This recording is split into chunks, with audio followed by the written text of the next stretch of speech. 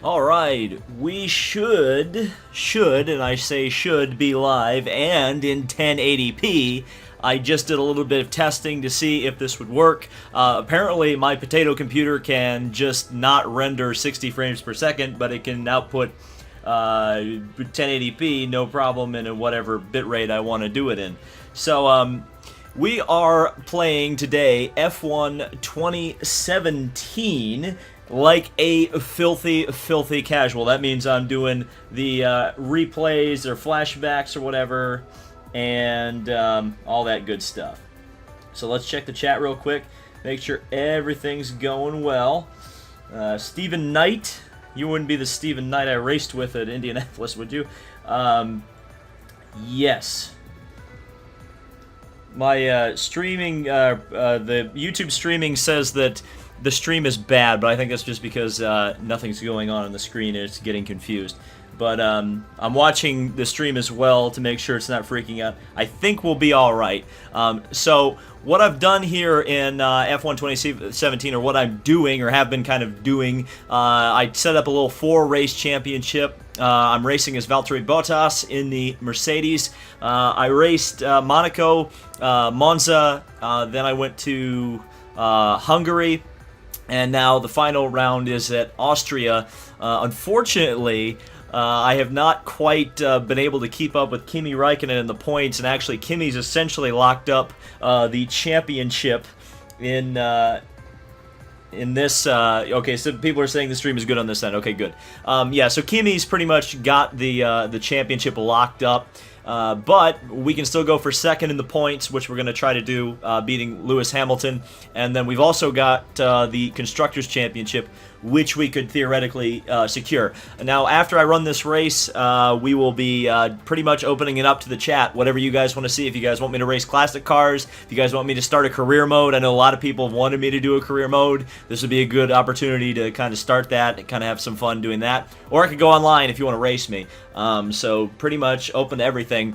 But as you can see, we're only at qualifying 2, Q2. I topped the time charts there. Like I said, I'm driving as Valtteri Bottas. Did it on the ultra soft tires. A little bit worried that Lewis Hamilton's on the super softs at a 109.514. I've got the AI set, I think, at like 85% or something like that. Again, I said filthy casual stream. Playing this on a gamepad. I will be doing flashbacks if I screw up too badly. I'll try to keep it as realistic as possible, but we'll see how that goes. And okay, let's advance to Q3 and see what I can do in Q3 with the best car on the Formula One grid. I think I'll be all right. Okay, so we're just gonna go straight out on the track. We got the ultra soft tires, I think. Yeah, well, obviously we have the ultra soft tires, but I think they're a brand new set of ultra softs. And there's the 10 drivers in Q3. Not a whole lot of surprises there. I guess Felipe Massa being in a Williams is a bit of a surprise, but then again, this isn't F1 2018. So I guess we'll just drive out right onto the track. My wheel does work with this game. I've found that I really don't like playing this game with a wheel. I don't know what it is. It almost feels like there's like input lag or something. It just doesn't feel quite right. Like I mean, maybe I've been spoiled by like Assetto Corsa and stuff like that, where the force feedback in F1 cars is so good and it feels like you're actually really driving the thing. I don't know. It just feels like they build so much, as you could see right there, they build so much understeer into the physics model to help the gamepad people that it really is designed to be played with a gamepad and not really designed to be played with a wheel, which is a little bit annoying, as that's also annoying, which is called locking up the brakes and almost spinning out there. We'll try to get away from Hulkenberg here. Looks like the frame rate on the stream is pretty good, so that's good. Hopefully we don't drop too many frames. Obviously, if we start having problems, let me know in the chat. But obviously I think we're going to be alright. Again, I don't live stream all that much, so sometimes things get a bit funky, and when they do, you know, it always goes to absolute garbage with me, because I'm pretty, I'm kind of like a grandpa in some respects. So I saved a little bit of fuel on that lap. Now we're going to go up into party mode here. Try to set a big time. DRS open. Giving me all that lack of downforce I need to go down this straight. Through turn 1, wasn't particularly good through there. Not sure why there's not a DRS zone on this particular straightaway, even though it's not really straight, and that's probably why they don't have a DRS zone here. And then into this corner, which sometimes I hate, sometimes I don't. That was pretty decent through there. Keeping it in third gear to keep the wheel spin from spinning up the rear tires too much. I generally only like to do one lap in Q3 if at all possible, so I can have the maximum tire life, and I've gone off the track, which probably is not going to help me too much. Grosjean goes to the top of the charts right now. He won't be there for very long. The top runners are in the 109s. As you see, Sebastian Vettel, not really a surprise, at the top of the charts right now.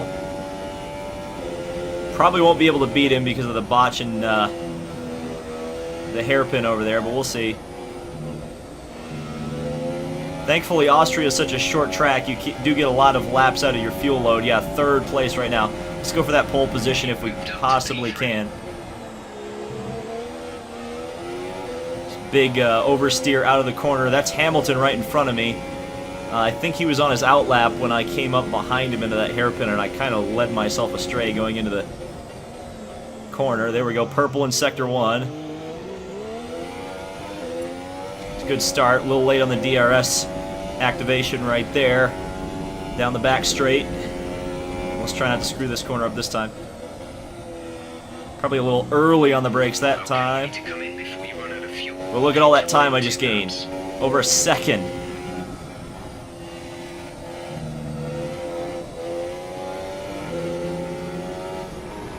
Purple again in Sector 2. We'll see what Hamilton's got. Because he's going to come across the line, probably take pole position. And then whatever I've got here.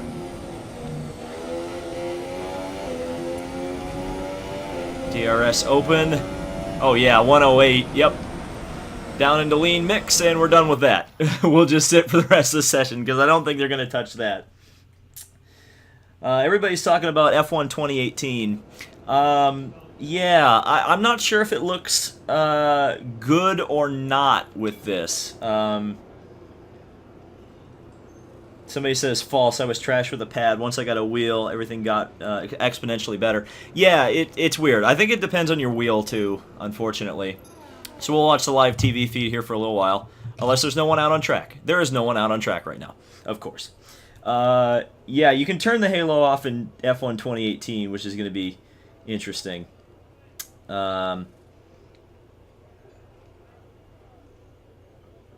middle part of the halo looks like a regular car with the windshield cut out, or the roof cut out. Yeah, that would be... Yeah, that's kind of what it looks like. It almost makes you wonder why they just don't go to closed cockpits. Let's just fast forward a little bit. I'm at least going to fast forward until I see a car on track, so you guys can have a little something to watch. Unless everybody's just going to stay in the pits, because that's usually how it happens in F1. Yeah, I'm, what, 0.8 of a second up on Kimi? Yeah, 0.8.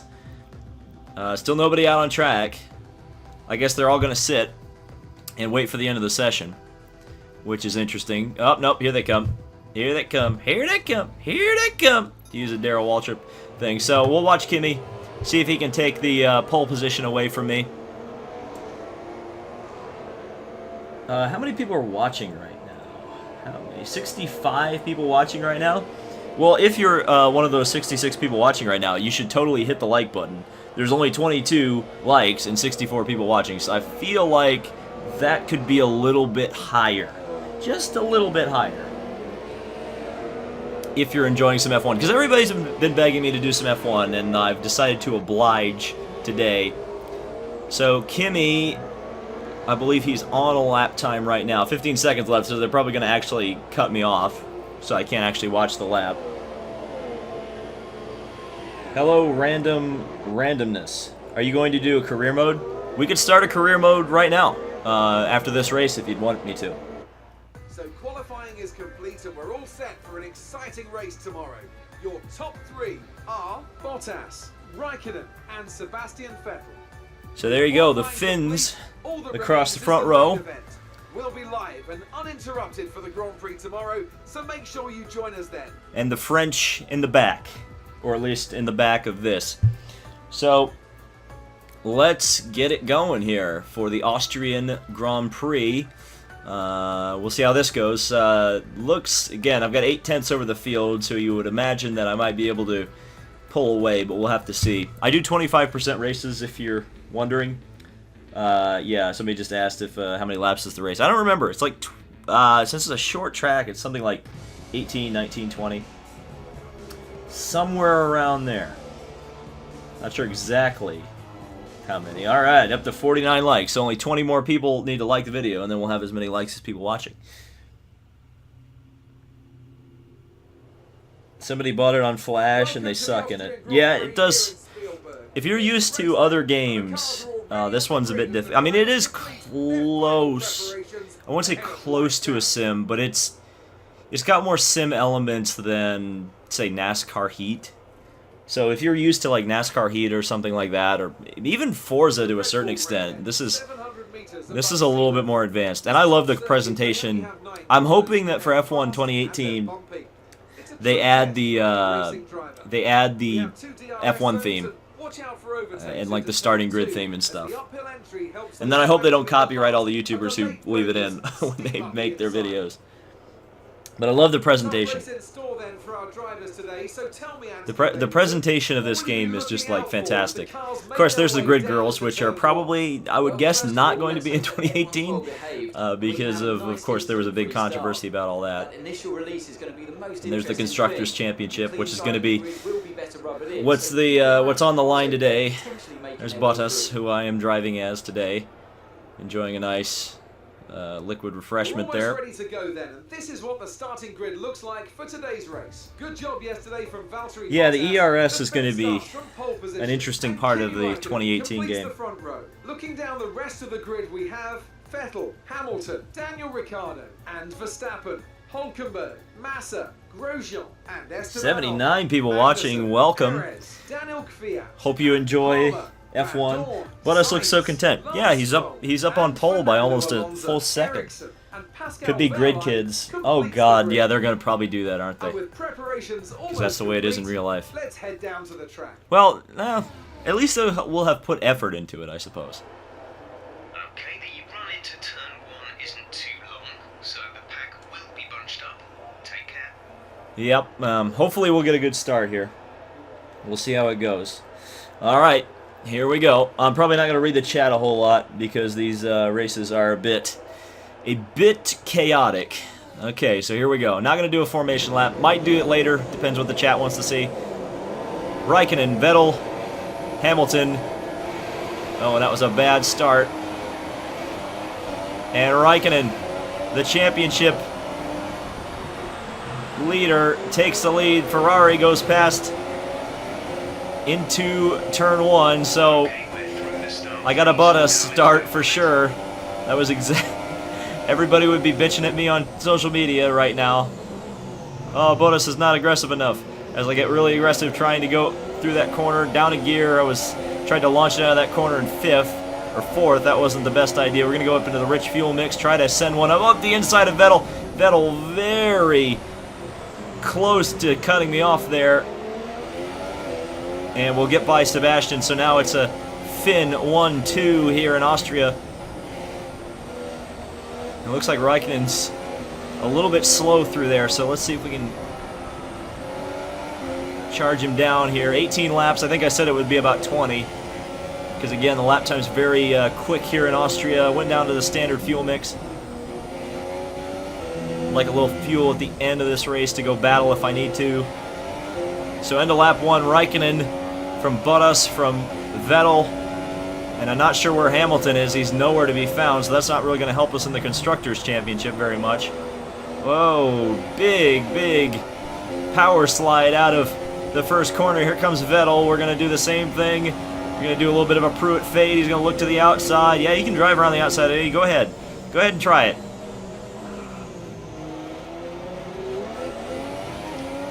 He tried and failed, so Raikkonen's starting to get away, though. I need to get in behind him and really challenge him now. Lock up. That corner is so difficult because it's downhill and off camber and all that stuff you don't like.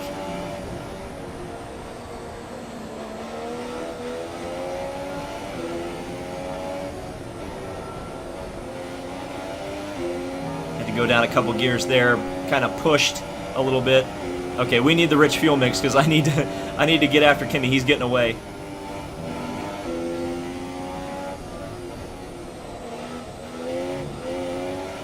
Car stepped out on me again. Here comes Vettel, and I believe DRS is about to be enabled as Jeff gives me that information just as I tell you. So Vettel is going to be within DRS range, which is not what I want right now. And I'm not close enough to Kimmy to get the benefit of the DRS.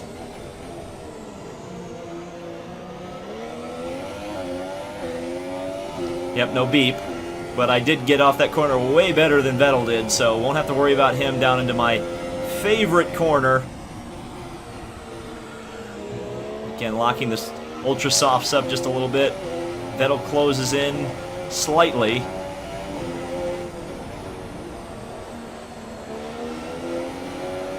Ooh, that was a decent corner exit there. Man, that was a bad corner entry from me. Here comes Vettel. Looking, can't quite get to my rear end there, so that's good. But he's going to have DRS on the main straightaway.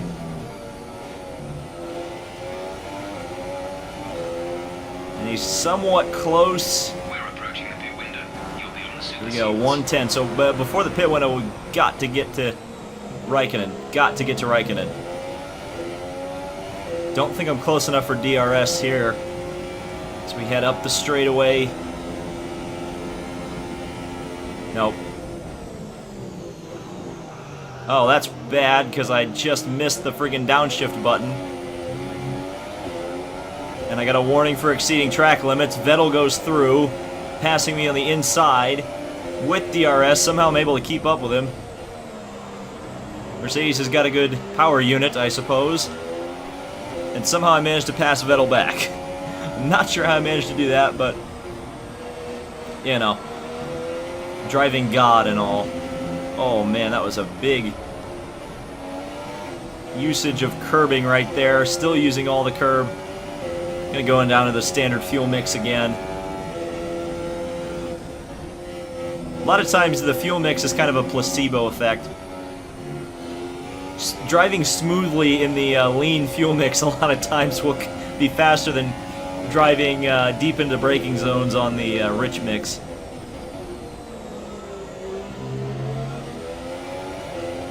Didn't drive particularly well there. Vettel's still probably within a second of me. It's kind of hard to tell. I'm certainly not within a second of Kimmy. There's no doubt about that. And again, locking up the brakes. That time it doesn't give me a warning for the track limits, but Vettel has DRS again.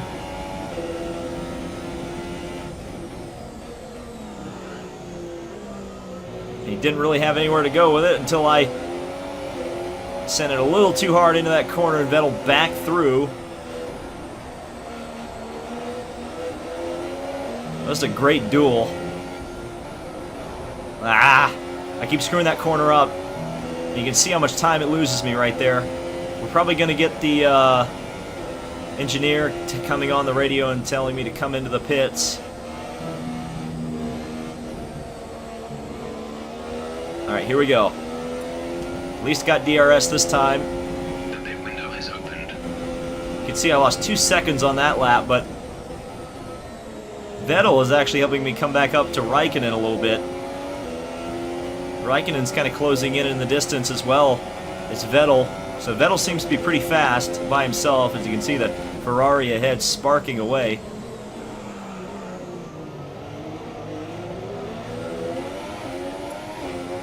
And again, exceeding the track limits, not hitting the DRS at the right time. And Hamilton is starting on the super soft tires. Whoa, hang on a second. Hamilton may be a player at the end of this race. I hadn't even realized that he was starting on supers. So that, uh-oh. Hamilton's going to be lightning fast at the end of this race. Okay, we're ready for you. Probably going to come on with a sticker set of ultras at the end of the race.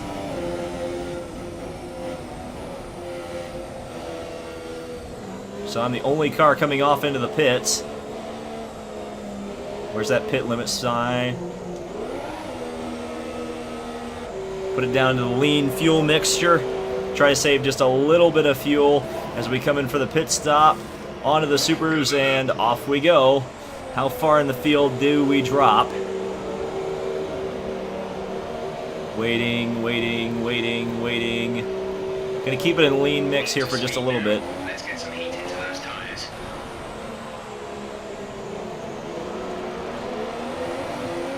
Oh, the whole field coming by me there.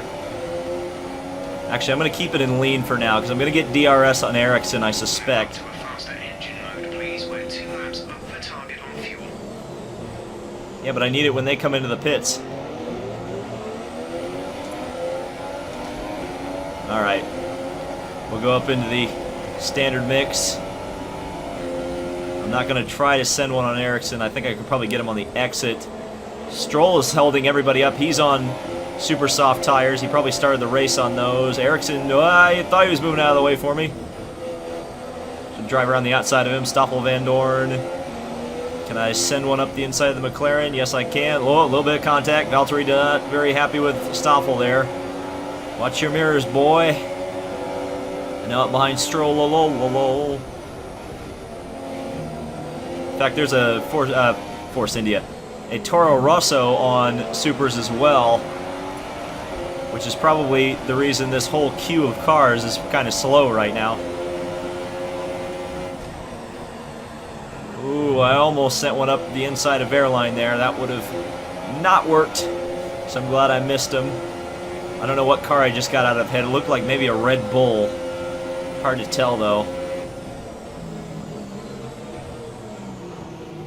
Strategy's not the best strategy because I'm stuck here in the traffic back with the squirrels, and what Verline just came over and hit me. Not really sure what that was all about.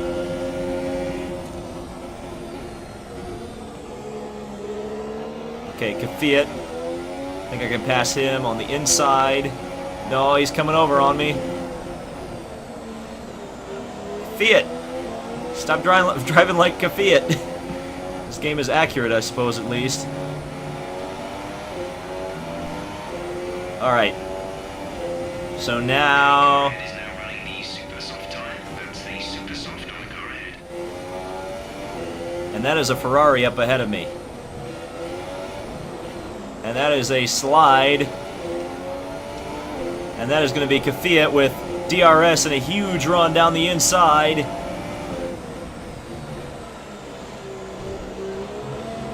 I outbraked him. We made a little bit of contact, but I held him off. Not really sure how that all worked out.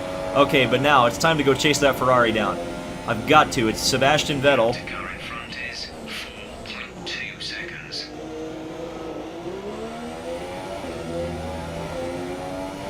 4 seconds, but he's being held up by traffic. So this is the time to shine right here, Mr. Valtteri Bottas. Land something.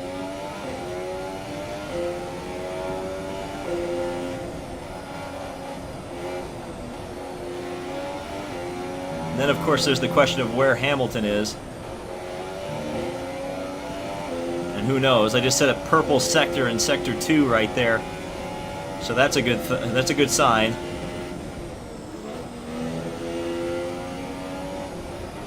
And Vettel got around the Toro Rosso that was holding him up. So that's a bit disappointing. And I set the fastest lap of the race by only 8 thousandths of a second. Vettel, something wrong with Vettel. Vettel brakes. Vettel, something happened there. Not sure what that was all about. Looked like he just missed his braking zone. Anyone want to explain that one as I outbrake myself trying to get behind Carlos Sainz here? And somehow I didn't get DRS. Not really sure how I missed him by a second, but okay, well, up essentially into second place, I think.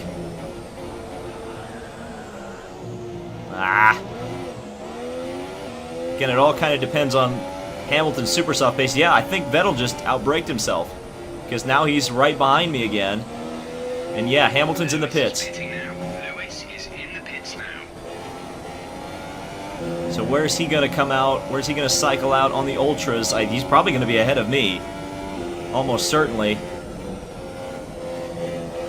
Because he hasn't had to worry about traffic at all. DRS on signs here. Should be able to get him, I would think. Ferrari power versus Mercedes power. Or is that car powered by a Renault? Anyway, I got out ahead of Hamilton, so that's good. And Hamilton got out ahead of Vettel. Well, that's good for the Constructors' Championship. And now Raikkonen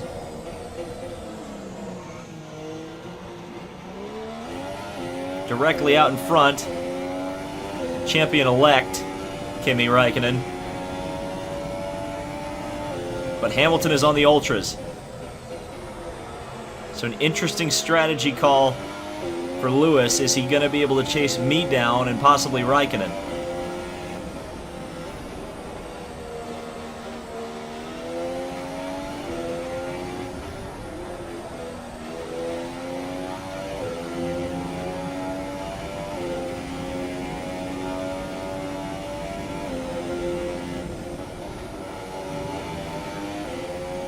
This final corner set is so quick in these 2017 era F1 cars. You just have to go down a couple gears. It feels like you barely slow down at all. And Hamilton's staying right with me. He's got fresher tires, better tires, softer tires. All of the advantages, even though I go purple in Sector 1.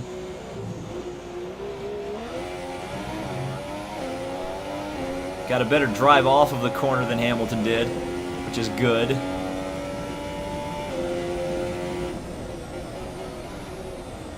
Try not to lock the brakes up this time. That wasn't bad. Need to go try to get Kimi.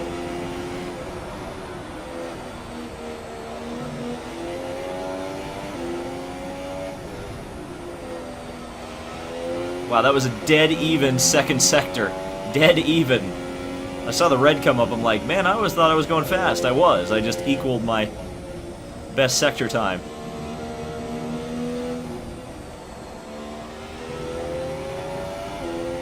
So this will it be a purple lap? No, 2/10 off of my fastest lap of the race.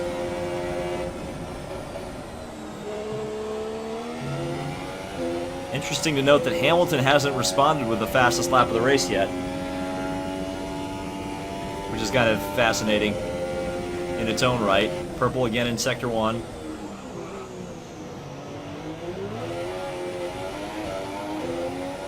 And bad through that third corner. And we'll see what happens here. It was a bit conservative through here the last time. One's a little bit better this time. Still, Kimi's probably got a 2-corner lead over me right now. Not sure I can make that much time up without some traffic as I go 4/10 faster in Sector 2. So I found some time. And this will probably be a purple lap if everything goes well in these last couple corners.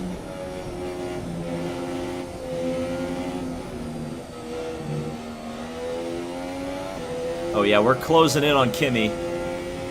He definitely looks closer. Fastest lap of the race. Fastest lap for the race. Into the 109s.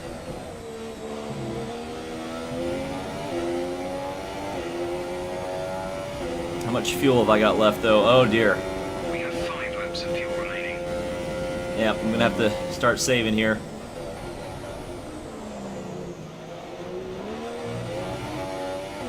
Or at least start thinking about fuel conservation as I go into the standard mix. But I am catching Kimi up.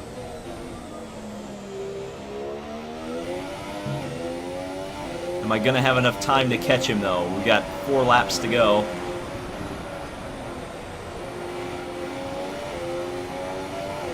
He's looking overtakeable. I go purple again in Sector 2. Again, up by 2/10 of a second, so this is another purple lap. potentially. Despite the fact that I turned the engine mapping down.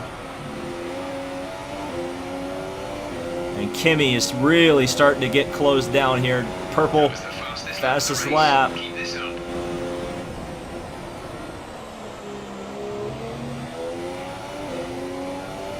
Intense moment here. Intense moments in the Grand Prix. Kvyat out of the race. Something happened. Oh, Sergio Perez as well. Don't throw the safety car. Don't throw a full course yellow. Ah. Bad out of corner 3. Bad out of corner 3. Tires are definitely starting to go away a little bit.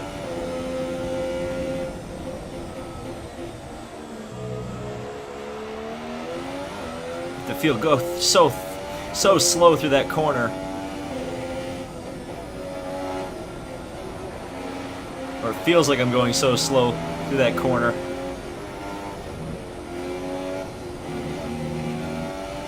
Eight-tenths of a second I lost that time just to having a bad turns 3 and 4.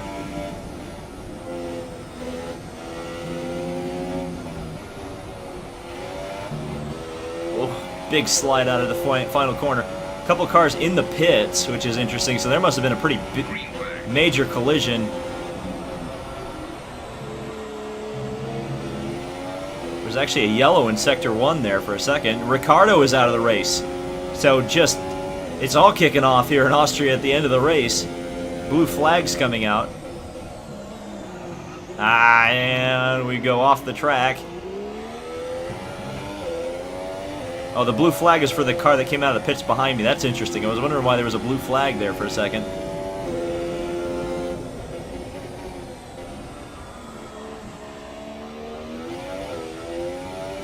Kimi's still just up the road. Gotta pass him. I gotta. 2 laps of fuel remaining. If we want any hope in the Constructors' Championship, gonna have to pass him now. Lost a second that lap due to the poor corner 3. Yellow flag. Yellow flag in Sector 3 now.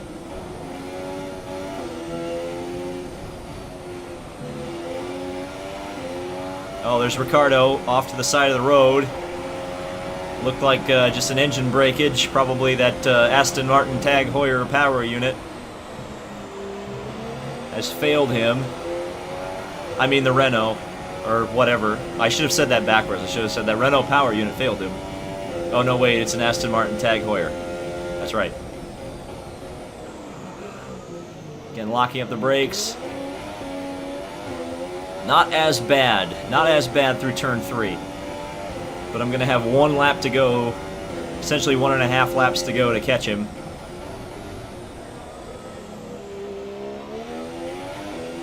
I'm not sure what I'm going to be able to do or what I'm going to have to do to catch Raikkonen this time around. Only 8/10 of a second down that time. Rear wing. What's wrong with my rear wing? DRS is offline. The rear wing is down, so you can stay out while we work on a fix. Okay, I've lost my DRS. Uh-oh. Well, now, with 1 lap to go, I have no DRS. This is your final lap. And the gap is 3 seconds to Kimi anyway, so it doesn't really matter. The rear tires gave up there as I tried to turn it into turn 1. Looks like Kimi's probably going to win this race. Unless he has a mechanical failure right at the end of this thing, which apparently that befell me, not Raikkonen. And again, my driving doesn't make up for any lack of mechanical grip. And Hamilton closing in for the 2nd place spot. We'll see what happens.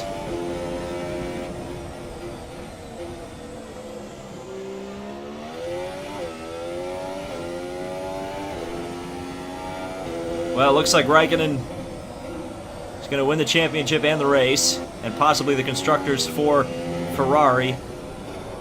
Not sure how many points Hamilton and I make up by finishing 2nd and 3rd in the race, but we'll see.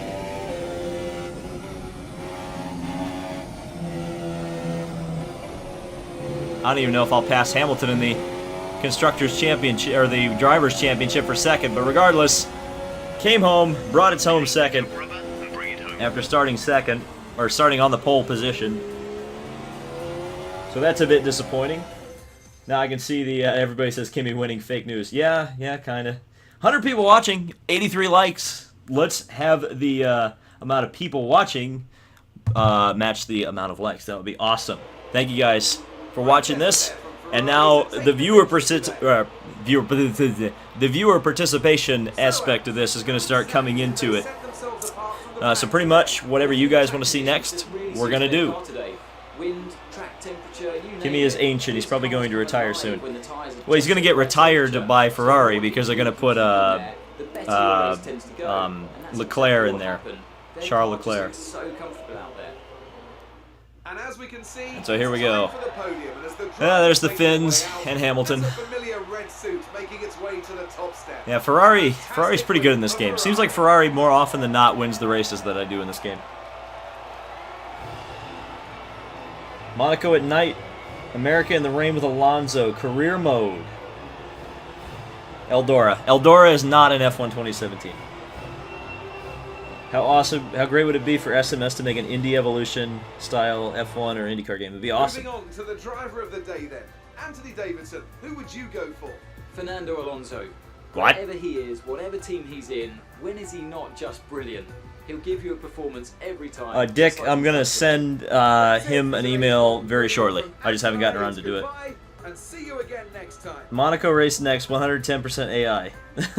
Everybody wants to see Monaco at night. So, okay, so if you want to see Monaco at night, I have a question. Do you want to see it with the modern cars or the classic cars? And we'll press 1 for modern cars, press 2 for classic cars. And we'll put the replay on here just for a second. I want to see this start, because I know I completely botched the start. Completely botched the start. Yeah, look at the amount of burnout there. Both of the Ferraris swamped me. In fact, Red Bull got into fourth place there. That's Ricardo, I think, making that move. Yeah, that was a bit disappointing, to say the least. There was definitely a bonus style start, and it looks like Hamilton made the move on the Red Bull into turn 3. Both of them were starting on the super soft, so everybody was using that strategy. It seems like very split strategy race. So let's see. We've got 1s, 2s. It looks like, oh man, it's so split. It's so split. I think the classic ones. I think classic wins. Yeah, because there's one guy spamming 1. So yeah, I think. Yeah, classic car. Okay, so classic cars in Monaco at night. That's what we're doing. Now do people have a suggestion for the classic car? I saw Alonso's Renault or Villeneuve's Williams. Let me know which one you want to see. Let's take a look quick at the standings. Raikkonen got the Drivers' Championship. I lost second in the Drivers' Championship to Hamilton by 3 points, which is obnoxious. And Ferrari won the Constructors' Championship, and it wasn't even close for third place between Red Bull and Force India. So we'll advance there. Series over. Wow, everybody wants the 2004 Ferrari. It looks like. Yeah, everybody wants the 2004 Ferrari. Okay. Okay, so yeah, there's the season review. Got third in the Drivers' Championship. And the guys that didn't score points were Stroll, Palmer, Alonso, Van Dorn, Ericsson, and Verline. Not really a surprise that both of the Saubers did not score points in a 2017 season. F1 does not need a chase. I can't race a 2005 BMW. That's in the new game. Though I will say, I'm probably going to buy the 2018 game just to drive the Braun GP. Like, they don't even realize how many copies of that game they're going to sell with just the Braun GP being in there. Because what a cool story that was. And I know they had, like, all the Honda money behind them and blah-de-blah-de-blah. But, like, I don't know. That was a special story. That was a special story to see that. Oops, we don't want to do that. Do you guys want this to be a spec F2004 race, or do you want all the classic cars in there? That would be a good question. And we'll see how that goes. So yeah, single class, multi-class, or spec. And spec racing is only acceptable when it's F2004 Ferraris. So Dan wants it spec. Everybody wants all the cars spec. So it's a split between everybody wants all the cars. So multi-class race. We're not gonna do any qualifying. And we're gonna do it 25. The problem with the classic cars is that there's usually not pit stops or strategy or anything. So we'll do a 5-lap race. I think that'll be all right. Go up to 85. Oh no, wait, I'm bad at Monaco. Never mind. Weather, time of day, dynamic. Actually, no. Let's make it clear, because if it's at night, it's already going to be tough to do anyway. Session start time midnight. And okay, no, we don't want Gilles Villeneuve. Okay, advance. You'll crush everyone in multi-class. Yes, that is quite true. People are saying 5 is too short. All right, we'll do a 25. We'll do a 25er. That's okay. We'll do a 25er. Because then I guess we'll get lap cars with the 25% race.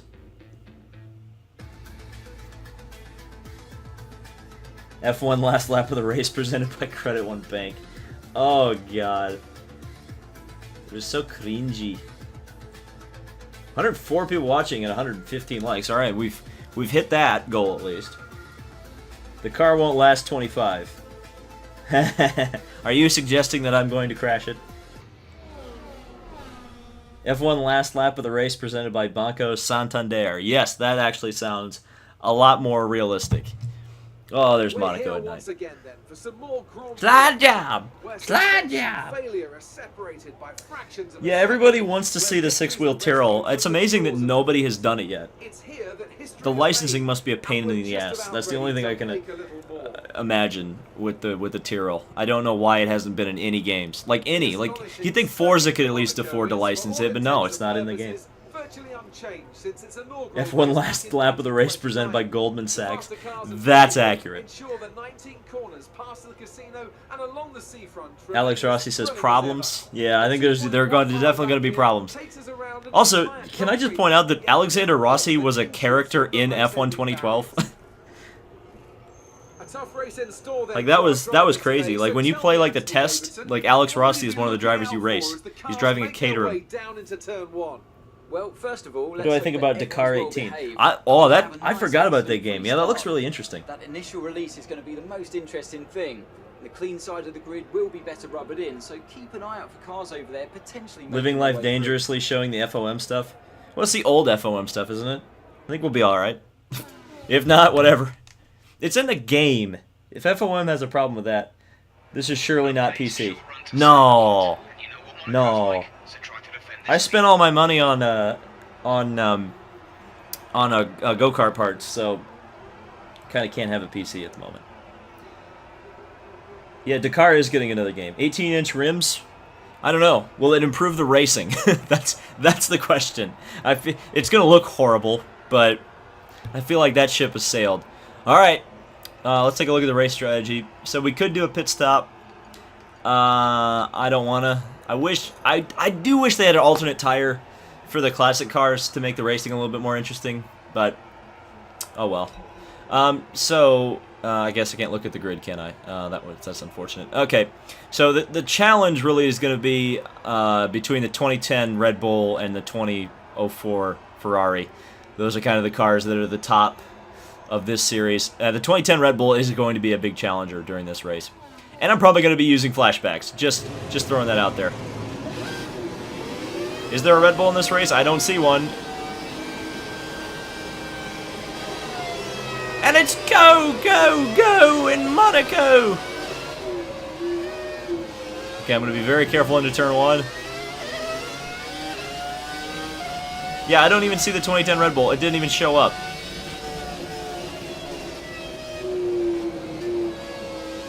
That's a bit disappointing.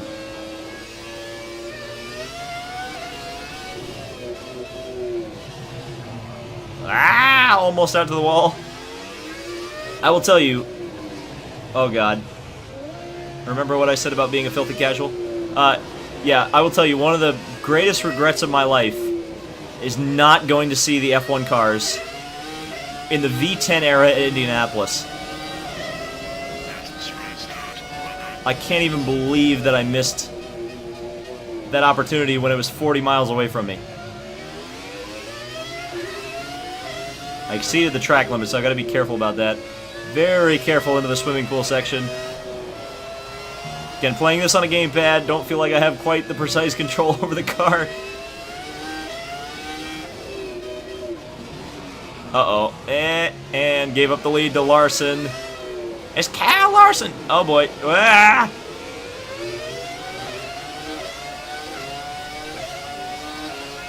I'm gonna send one. I pushed him into the wall. Oh God. Oh, it's Ferraris everywhere. they're all flipping me off. Oh God! Your front wing is damaged. Performance will be affected. Okay, well, this is gonna be our first flashback of the day. They touch! They touch! Yeah, Larson leads. Oh, it's Kyle Larson. Oh God Almighty. All right, so let's go back to the point where I could actually drive the car. All right. Oh God, there's that whole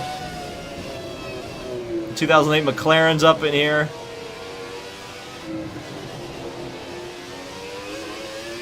God, this sound though. This V10 sound is like ingrained in my childhood brain. This and restrictor plate NASCAR racing and like kart cars on a super speedway, like, and the old NASCAR sounding IRL engines. Those are like the 4 engines of my childhood right there.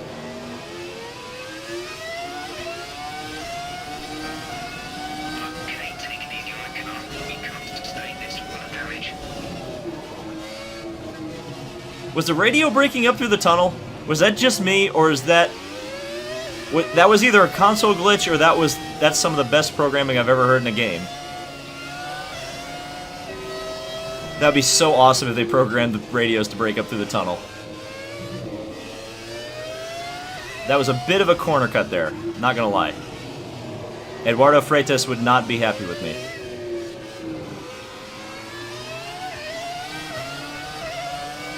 Can't tell if that's a 2004 Ferrari or the 2002 Ferrari behind me. And Juan sets the fastest lap of the race. Definitely not Juan Pablo Montoya, it's Juan Quesadilla or whatever his name is. Ah! Yep. This is the second time I've crashed in that corner. So we're gonna have to do another flashback. This is nothing as immersive as Grand Prix 4. Yeah, probably not. I will say though, F1 2017 is one of the better F1 games of all time. Knock the front wing. The damage only looks minor, but you'll need to... Good lord, I almost crashed again despite doing a flashback. I would say, I don't know if it's better than Championship Edition. It's close. It's close. Championship Edition is one of those games that I think is really, really good. Way ahead of its time, in my opinion. I've actually got it on... I think I did a video on it. Yeah, I did. I've got it on my PS3. And it's a lot of fun.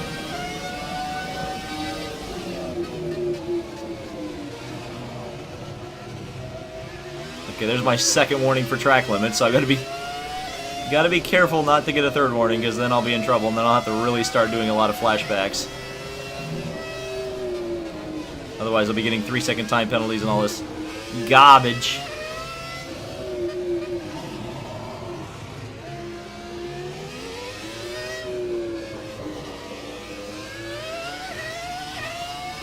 Man, once we get up to the lap cars, it's gonna be... Great work. That's a new fastest lap for the race. It's gonna be an absolute mayhem, I suspect.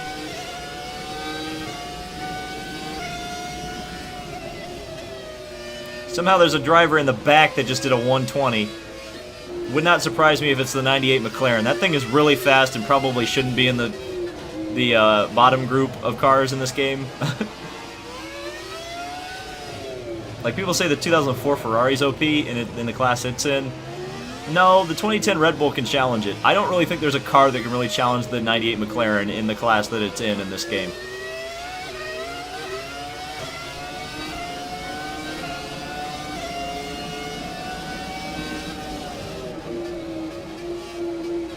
Okay, no corner cut, please.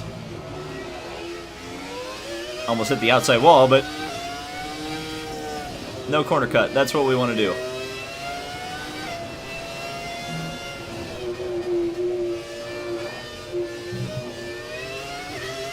I would be destroying the suspension of my car if I was doing that every single lap. Ah!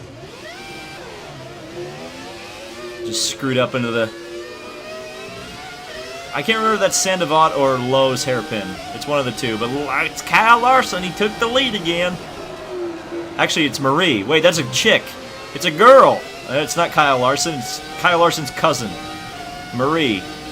It's Kyle Larson's foreign cousin, Marie. Because she spells her name differently because they never immigrated to the U.S. They didn't need to go through Ellis Island. I'm creating a whole storyline. Ah! Okay, so Marie Larson leads the race. Kyle Larson's sister.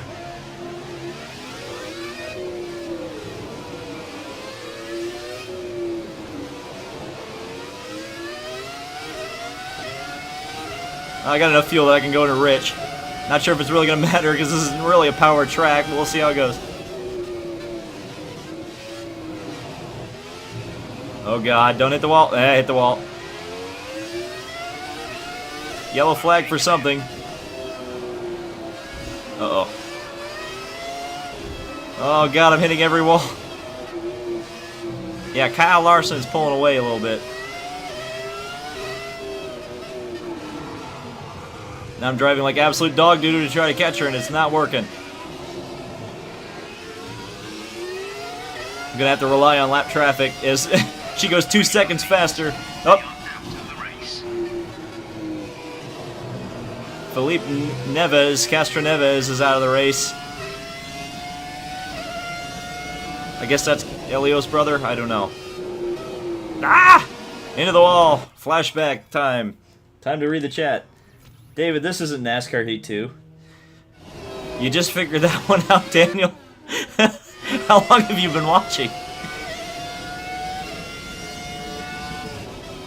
We're seeing minor damage to the front wing. Be easy on the car till we get it repaired. We don't want to risk making this worse. I almost stuffed it in the wall again. Good lord, do you think I could lock the brakes up a little bit more? I think that would be really helpful if I could just keep locking the brakes up.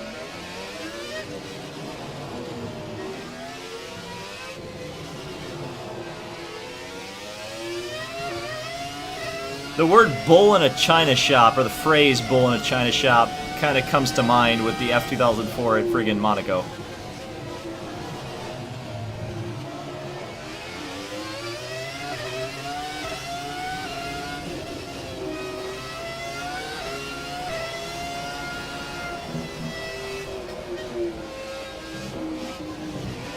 This is probably one track where a wheel really helps.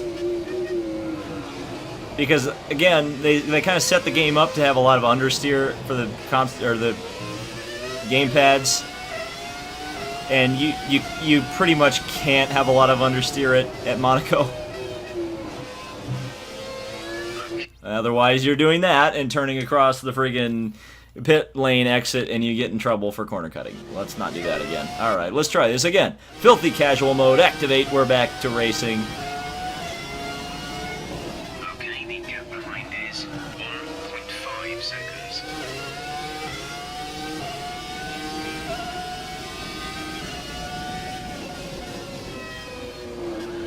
Ah! Again.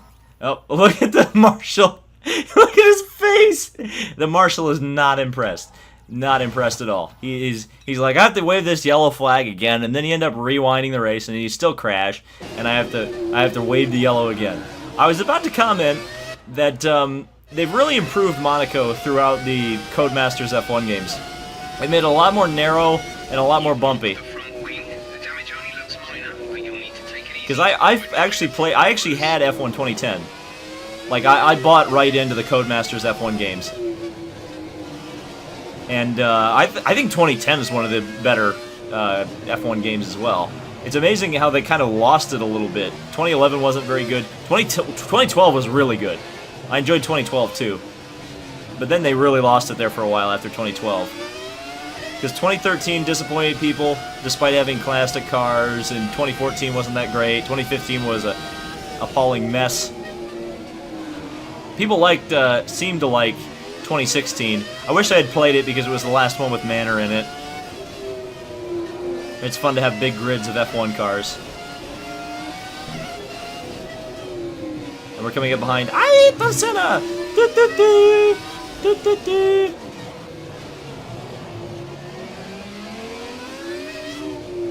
Or a Russian guy driving Senna's car.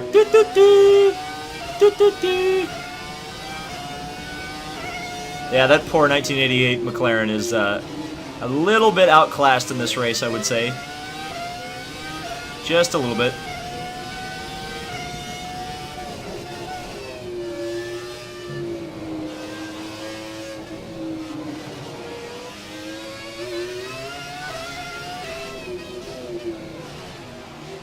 Our gap behind is 2.2 seconds.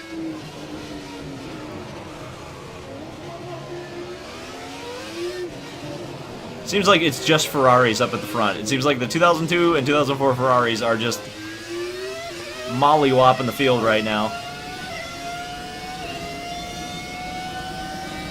V10 cars just absolutely curb stomping the V8 cars. And the older ones, obviously. Ah! Maybe David get into first gear for the chicane there.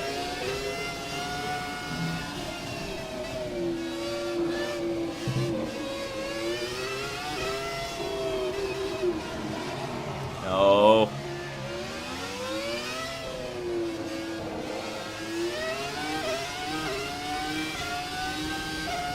God, I've still got plenty of fuel. I'm running, it's just such a, I'm running really heavy. Probably could run this whole race in friggin' rich fuel mix.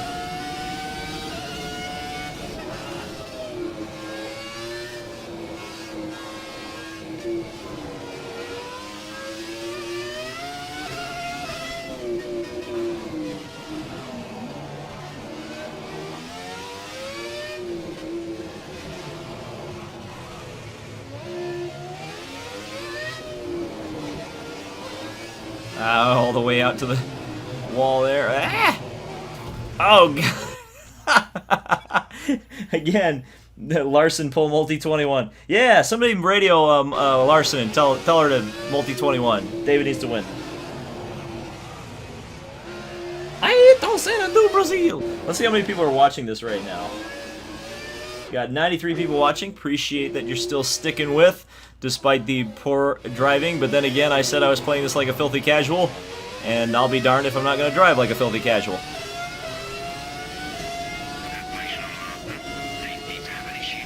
Yeah, it screwed up again. In the tunnel, your radio doesn't work. That is such cool game design. Oh my God, guys, I don't believe it. But Larson binned it. Larson binned it. Larson has a flat, I think. Either that or she hit the wall. But I just went into the lead of the race. Holy smokes. Alright. Thanks for that multi-21 call, chat. Freaking blow the chat up. Multi-21. She friggin' PK'd. She friggin' Nelson Piquet Jr. for me. She hit the wall. The Ferrari. Why did you tell her to crash? I just wanted to pass her. Maybe she wanted the team orders to be really, really apparent. So that Ferrari gets sued into oblivion. Ah! Almost hit the wall again.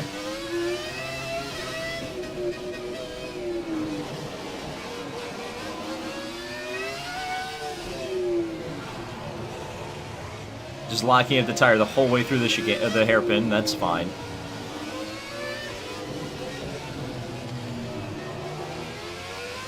On the throttle through the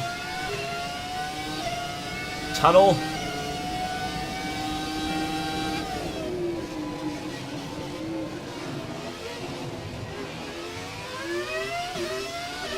Yeah, that was actually pretty decent out of the chicane that time.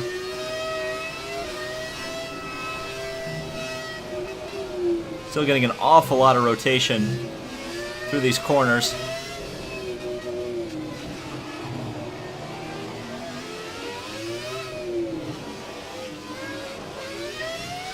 Coming up behind another lap car I just saw on the mini-map as we cross over the halfway mark in the race.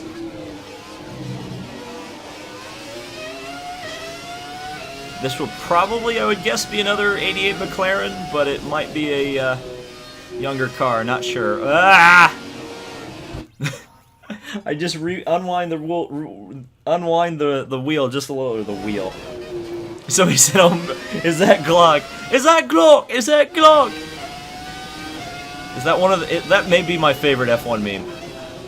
I know we were watching the Nismo TV, which, by the way, you should definitely subscribe to if you want your racing fix in the winter. But Nismo TV streamed the Bathurst 12 hours, and Timo Glock was in the race. And every time he would come on the TV, I would spam in the chat, and other people would do it too. Is that Glock? Is that Glock? And then we were really pissing the moderators off in that. Jimmy Broadbent was in there too, and he started, every time there was a Dodge Viper in the race, he would like spam Snake and like put the emoji up, and that pissed the mods off too.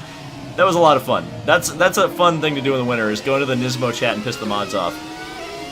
But anyway, we're coming up here behind the McLaren. Ayrton Senna!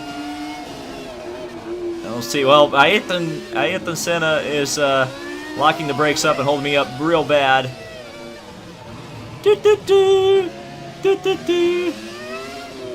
we're going to have a whole host of lap cars up here in just a bit. So I'm going to come through the whole Group 2 field as the 2002 Ferraris got held up there.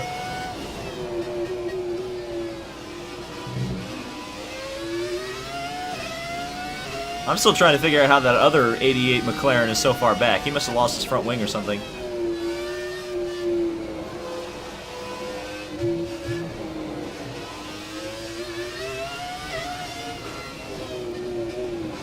Maybe don't go over the bump like sending it full send, David. It's not a rally car, it's an F2004. And through the hairpin, actually got through there pretty decently.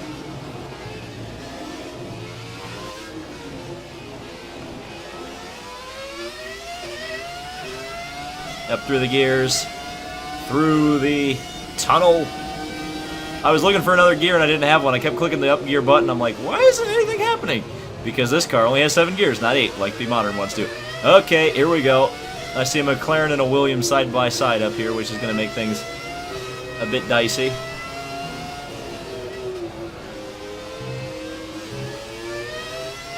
It's the 91 McLaren and the 92 Williams that are battling back here. Murray Walker and Jimmy Vasser, not really, but getting blue flags waved at the cars ahead, and there's nowhere to go. Absolutely nowhere to go, and the Williams is going to send it in on the McLaren. I'll get around the Williams, and he has to back up for everybody. And the McLaren is not being nearly as kind.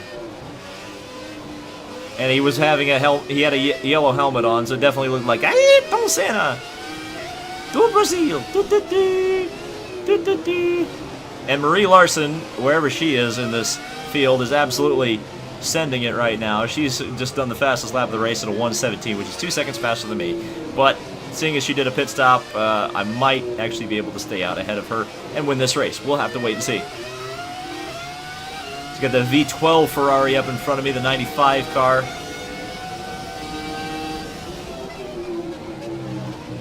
Which gave Jean Alesi, I believe, his one and only Grand Prix victory, if I remember correctly. He did it at Canada in 95. Oh boy, there's just nowhere to go.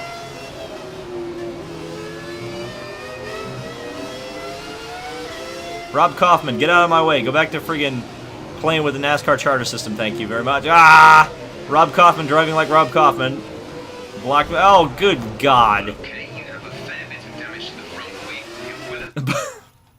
wing. Why you do this? Why you do this, Rob Kaufman? Why you do this? Alright, let's try this again. Down a couple gears. Now I've cleanly passed him. Much better. Hopefully I won't have to worry about him anymore. Around the 92 Williams, nice and easy. Now I've got the 96 Williams to deal with. I love that car, by the way. Such a cool looking car. In fact, the 95 Ferrari is ahead of the 96 Williams, which is fairly interesting. The 95 Ferrari is not particularly a nice car to drive. It's a very beautiful car, very nice sounding, but not very competitive. So I'm surprised that's ahead of the, at least one of the 96 Williams.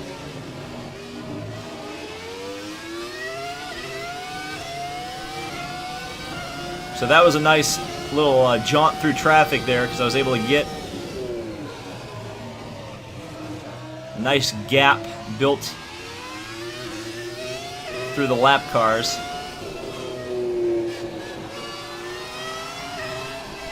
Now hopefully I can just hang on for the victory, but we'll see. Ah! Almost stuffed it in the barrier right there.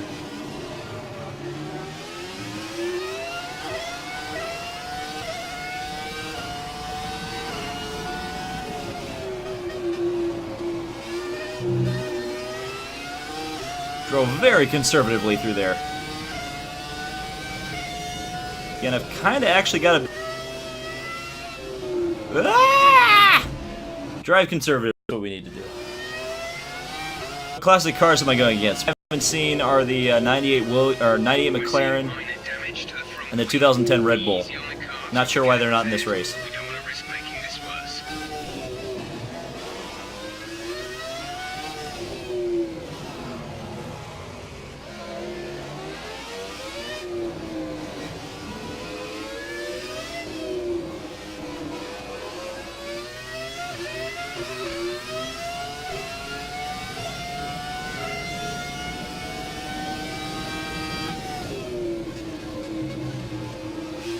I guess the good thing about having that rev limiter where it is reminds me to brake early for the chicane.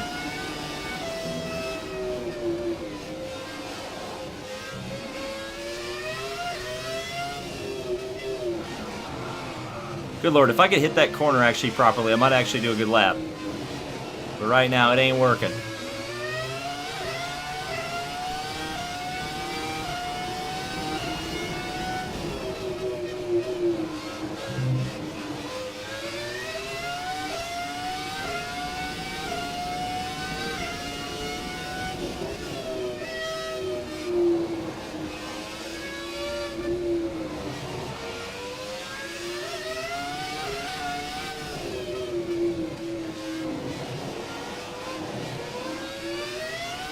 I've gone silent because I'm actually trying to set a decent lap here. Or at least something that appears competitive. Fantastic start, really well done, that's first. Oh, lost him in the tunnel again.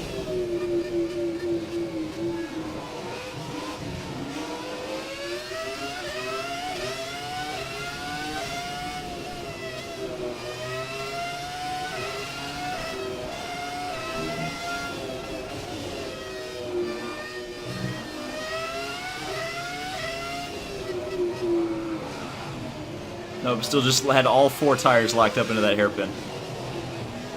Okay, so all of our tyre pressure data is reading 0 at the moment. Assuming they still look inflated to you, we're going to guess it's just a bad sensor. Shouldn't be anything to worry about. Well, they just told me that that my tire is going flat, apparently. AI too weak. Well, the AI... you know, I thought... The problem is I'm in the best car, so it's hard to like, get the AI to a point where they can race me properly. The AI that's in my car is faster than me by like 2 seconds. So make of that as what you will. You guys wanted to see all the cars. Oh, God. See, I fell out of my rhythm. Now the tire pressure is flat because you crashed. Yes, that is quite true. It was a self-fulfilling prophecy by old Jeff there, the race engineer. It's like, the tire pressure appears to be at 0, and it's probably because you've knocked the wheel off going into turn 1. Yes, that would do it. That would do it.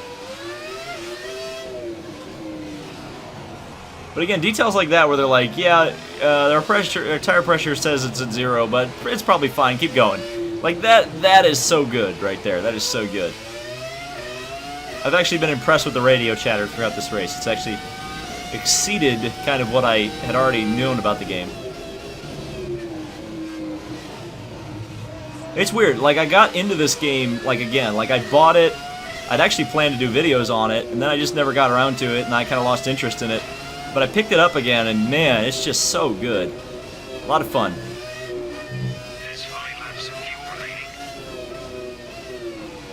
5 laps of fuel remaining, meaning I'm still up, yeah. I'm up 2 laps. So theoretically, I could have run this whole race in rich mix.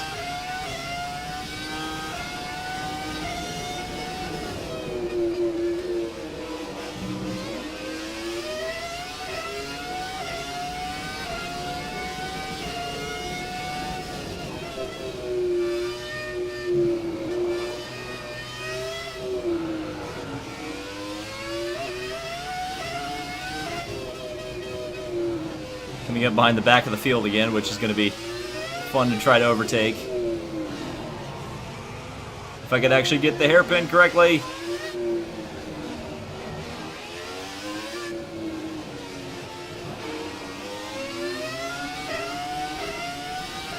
At least I'm able to hold my ground against the 2002 Ferraris. So with a car with 2 more years development, I'm able to stay ahead of at least those cars.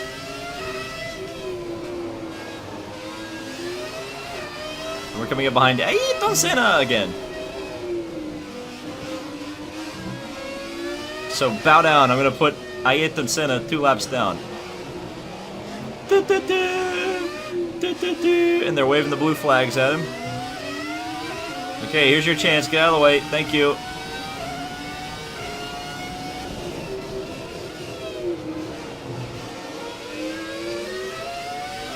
There's another lap car up here, but it seems to be going awfully fast. I wonder if it's a car in my class. That's possible.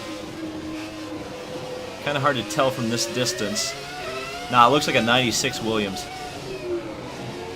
And indeed it is.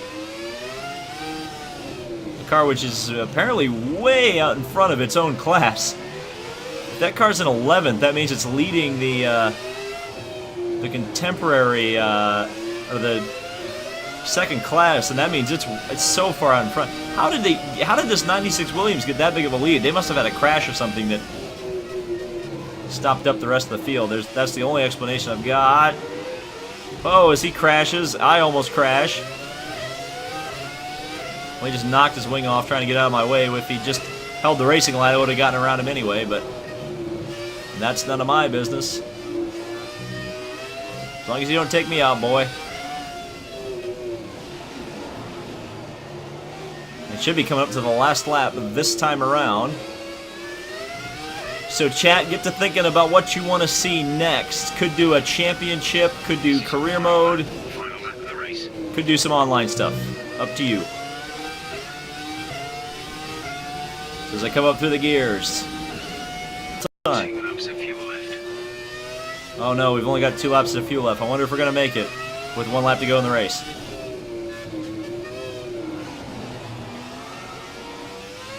There's not a lot of strategy in these races. That's kind of why I don't use the classic cars quite as much as I'd like to. There's a little more strategy if you had to pit. Make the races a little bit more interesting. Of course, a lot of these cars too, they had to refuel during the race, so like that's another element that's just kind of missing. Like this 2004 car, like they had refueling during the pit stop, so you had to stop, even if the tires didn't necessarily have to be changed. And there was at one point, maybe around the time that this car ran, that you couldn't change the tires during a race. It was like the opposite of what it is now, where you can't change the fuel during the race. You had the set of tires that you qualified on, you had to run the full race distance on them. But anyway, checkered flag in Monaco. Wouldn't have won it without the multi-21 help of my pal Kyle Larson. But I did it. 100% Baku. Woo! That would be tough. Rain race. Last lap presented by Rolex. Let's do a lap down on 0% difficulty, 25% race. Ooh. That's interesting. How long are you going to be streaming? As long as it's fun. Should do championships or career. Grazie ragazzi. Vroom, vroom, vroom, vroom, vroom. I can't tell if that guy looks like me or not. I tried to find the guy that looked the most like me, but none of the guys look like American guys. Like, it's clear that they modeled all their employees. We're seeing championships or career, multiplayer, career, online. Drive backwards. No, I don't want to drive backwards. Oh, the tire rule is from 2005. Yeah, and Alex Rossi pointed out that that's why the Indy debacle happened. That would make sense. 0% at Spa, 1 lap down. I like the idea of that. Have I ever been to an F1 race? No, I haven't. I've seen F1 cars race before in like vintage racing, but I have not. I have not seen like a proper F1 race. So there's the standing. So yeah, Larson could only get up to 6th. It was a 2008 McLaren. It's interesting that beat the 2006 Renault and the Ferrari from 2007. Then, yeah, it was Copens and the 96 Williams just absolutely mollywopped everybody else. Yeah, the 98 McLarens didn't show up. That's interesting. So, wet Spa, the 98 McLaren, try to avoid the pileup. Yeah, you know, AAA Cup Series. Why do you hate me? I don't know why I would hate you. That's a try to wreck the whole field as Kvyat or Palmer. I feel like other people have done videos like that before. I love the idea. You know what? I like that lap down challenge. That's an interesting challenge. Should I do that? I kind of want to do that. So the vote is hit 1 if you want to see a 25% race at Spa starting from 1 lap behind the race at 0% AI. See if I can win it. Hit 1 in the chat if you want to see that. Hit 2 in the chat if you want to see something else. I'd be interested to see that. I can't do the blowover challenge in F1. I don't think the cars blow over. Okay, so we got 1, 1, 1, 1, 1. Career. We'll do career next. How about that? Seeing 2. I gotta make sure the people who are spamming it. Yeah, everybody wants to. Okay, we'll see it. All right, we'll do the Spa challenge. We'll do the Spa challenge. We'll do it with the modern cars because the classic cars spread out a little too much. Okay, so let's see. I gotta remember how to do this. So for the memes, we've got to be Fernando. We're gonna call this the Fernando is faster than you challenge. And I'm sure people have done this before, so it's not a. So yeah, we're gonna be Alonso, and we gotta go to Spa because that's what was suggested. So Spa. Advance. Okay, so we want the AI at 0. Very easy. 25% manual. We don't need a formation lap at Spa. Well, it doesn't matter about qualifying because I think they'll start the McLaren in the back anyway. Parc Fermé. Yep. All this on. Safety car. That could be interesting. If there's a safety car in the middle of the race, that could cause some problems. Okay, here we go. GP2 engine. And before the engine blows. It's possible. It is possible in this game. It's never happened to me before, but in the first race in this stream, I had a DRS failure, so it's possible. Everybody's favorite. It's my favorite IndyCar driver, Fernando Alonso. How many people are watching this right now? 88 miles an hour. If it's Alonso, how can you make your engine last challenge? IndyCars at Bristol with restrictor plates next. Sure, we'll do that. I don't know how you can do that in an F1 game, but, you know.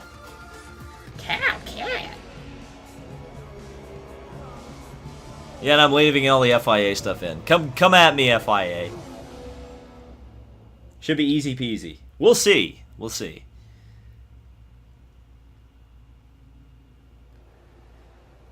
Oh god, it could be raining too.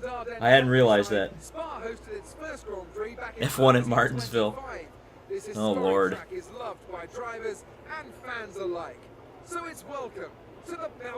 Alonso was actually my favorite F1 driver before the old 2017 F1 thing.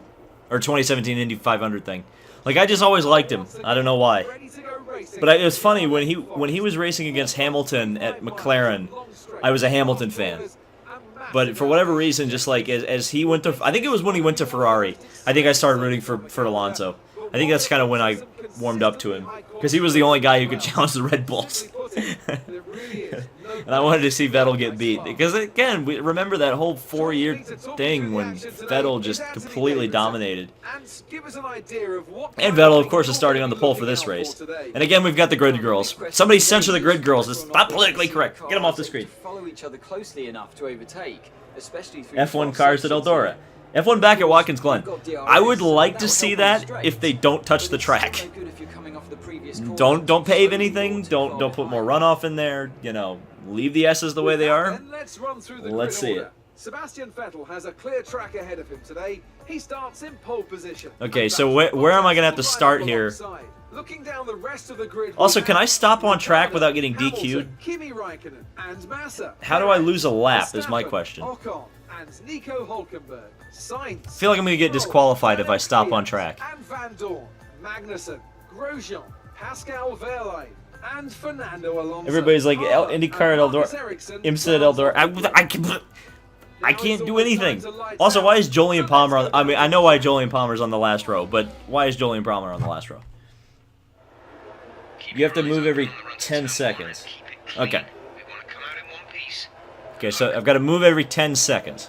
So we'll do that. Okay. We're starting on the Ultra... You know what we should do? We should flip-flop the strategy.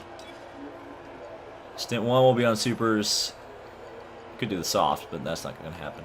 Okay, Stint 1 going to be much longer than Stint 2. 6 laps for the Super Softs. I'm going to do that. And turn the rules off. Yeah, probably should have done that. Hey, I'm going to quote you. NASCAR needs to ban blocking. I didn't say they need to ban blocking. I said it was an idea. I said if NASCAR really wanted to clean the plate races up, they would ban blocking. Or at least enforce some sort of a rule. Okay, so we'll let the cars all go.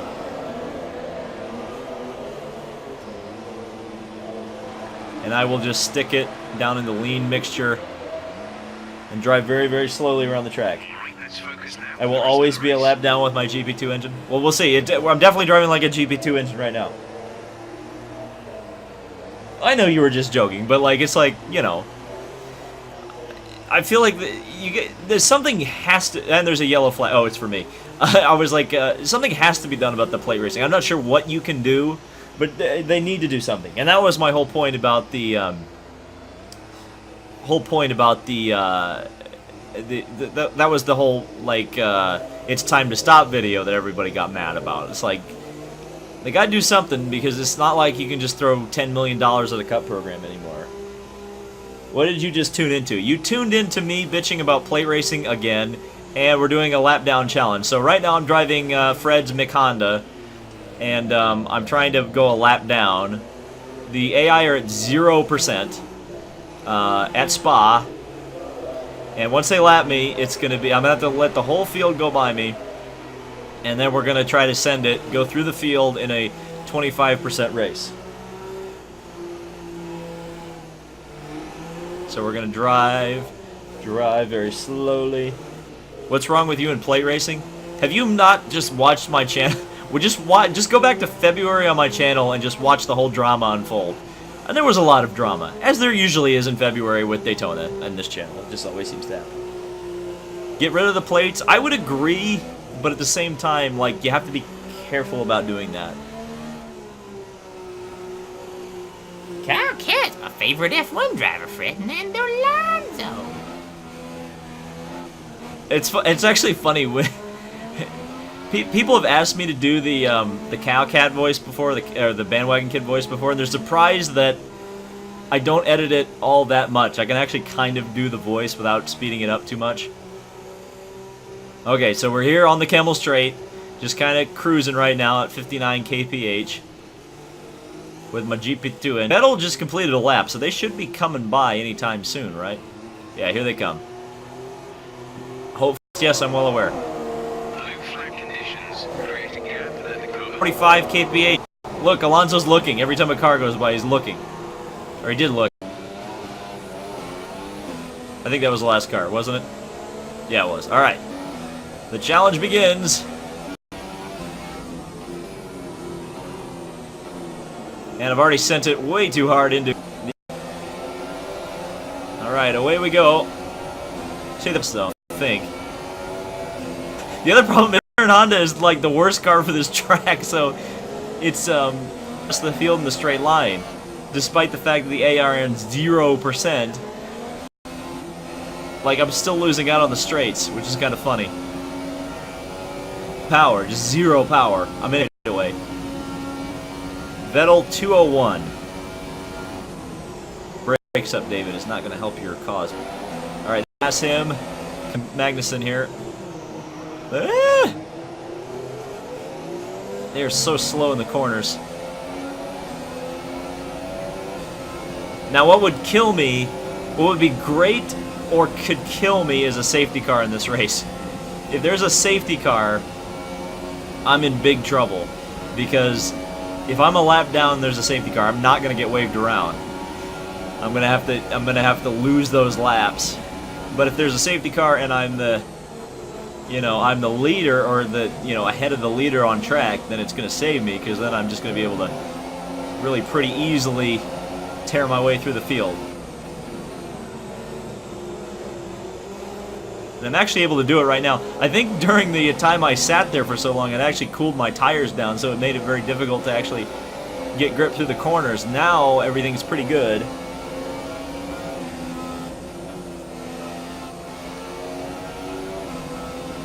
Flying past Perez there. Apparently we lagged a little bit there. Sorry about that. I just saw the chat. Everybody's complaining about lag. Sometimes things will lag. I'm sorry. Can't necessarily 100% control it. As long as this stream keeps going, we're good. I'm 142 seconds up. Freddy's McHonda. Yep. That's what we're running. Again, look, we got a Red Bull and a Ferrari ahead of me. And they're just pulling me on the straightaway. 0% AI, but I'm in a McLaren Honda, so it means I cannot catch them on the straightaway. Amazing.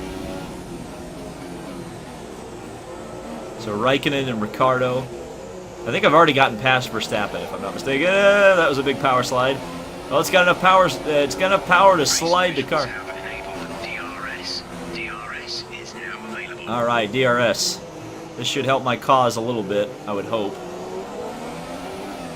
Oh, Kimi, get out of the... Now I have power. Now I have power on my GP2 engine. Look at this. He's on... Wow, the 0% AI outraced me into Eau Rouge. That is embarrassing. No doubt about it. All right, DRS. Come on, baby. Give me some DRS. Give me that DRS. Look, again, top of 8th gear. Can't touch him. No. There. Double overtake on Ricciardo, and Raikkonen almost crashed the car coming through there. Okay, almost actually to the front of the field, which is going to be nice. I'll have to finally stop compromising my place on the track.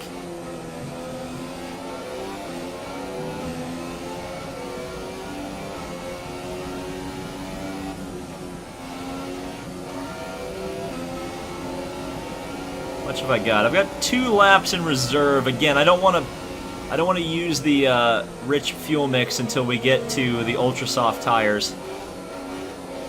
Okay, let's try to pass Hamilton around the outside, which I managed to do. Now it's going to be Bottas, and then oh no, then Vettel. Vettel's leading this thing by a huge margin.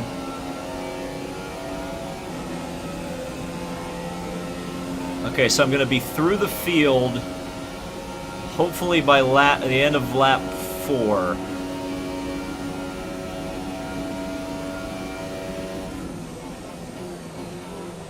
then it's going to be about absolutely nailing it the whole race.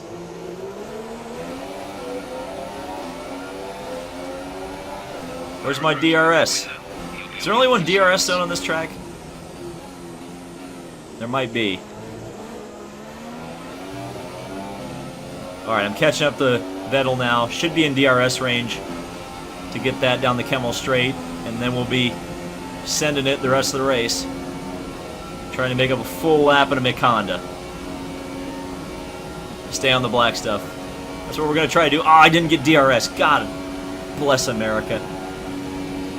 Grosjean is on the Ultras. I'm guessing Grosjean already came into the pits, otherwise he crashed or something. So around Vettel for the lead. Well, around Vettel to lead the pack. I've now got 4 miles to make up in less than 8 laps. We'll see how this goes. Like, you can see the amount of distance I just put on Vettel through there.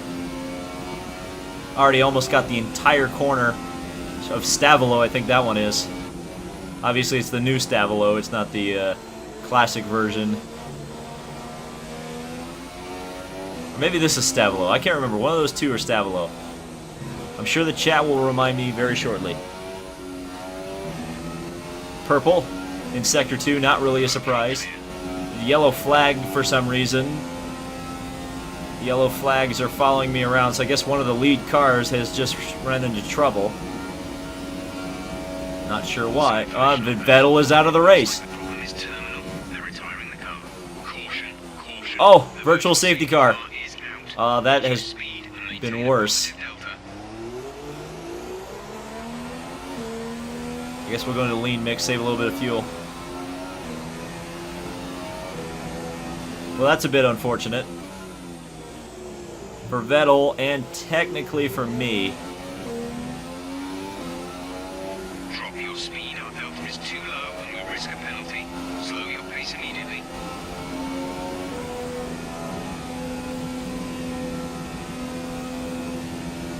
See, these virtual safety cars are always really weird. I always feel like I lose time through them. Teammates in the pits. I guess I could have used this opportunity to come into the pits. That probably would have been smart. I've probably been really stupid. VSC ending, we're going green. Maintain positive delta until the green flags.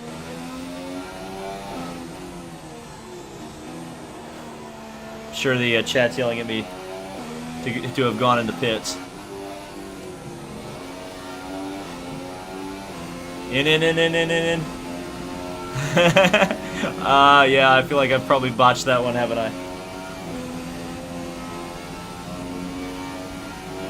Should have started on the softs. Feel like I'll be alright. I really do. We're only halfway.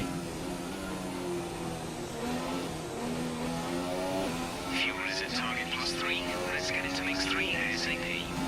I want to get in the fuel mix 3. Should have gone into the pits. Yep. I blew it. I'm sorry.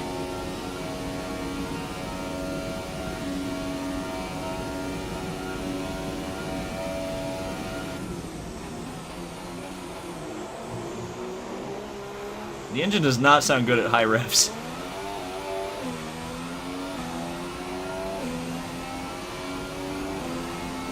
Everybody's mad. I'm so sorry. It wasn't as bad as the McLaren strategy in the last F1 race, though. Red is now running the super soft tire. That's the super soft on the car ahead. Where they decided intermediates were a good The pit window is now open. decision. Alright, so the pit window is open.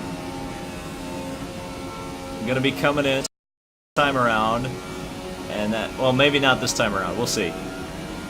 Regardless, I'm going to go up and...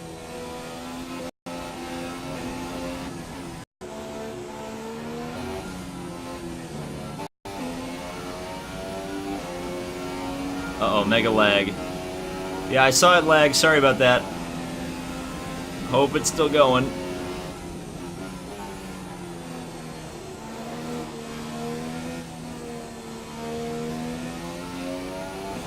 I think it came back. Or maybe it died. Pit in. Are we back? Sorry, I keep running off the road because I'm looking at the chat trying to figure out if it's lagged too bad. Okay, better. So it's just something lagged for some reason. Sorry about that. We just hit the purple second sector, if that matters to you, and we're about to come into the pits.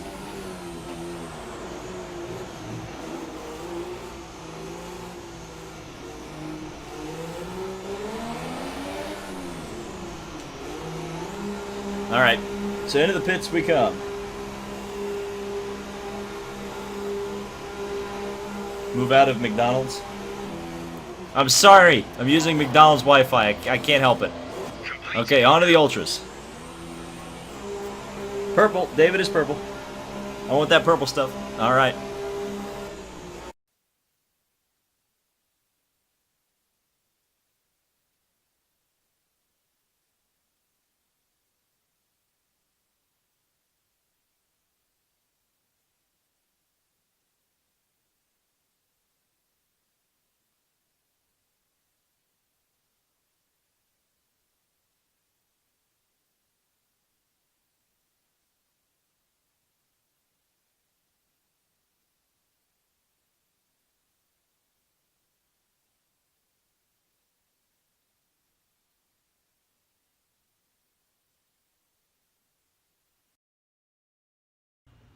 Can you hear me with the GP2 computer and the GP2 Wi-Fi? I think we should be back. That's what happens when you let McLaren Honda design your computer and your Wi-Fi. Okay. So can you hear me? Hopefully. This is the filthiest casual thing of all. I hear you, Ferdinando. Punishment for playing a Honda. Alright, we're back. We're going to go for the win now. FTW. FTW, everybody. Alright. Here we go. It works. We're back. All 65 of you. You guys are absolute legends who stuck around for this. Hope your router has a Honda Racing decal on it. I'm going to ask my teammate. Kyle seems to have enough of those Honda decals around. It's echoing weird. It's probably I don't know why it would be echoing. Why would it be echoing? I don't know why it would be echoing. That seems a bit weird to me.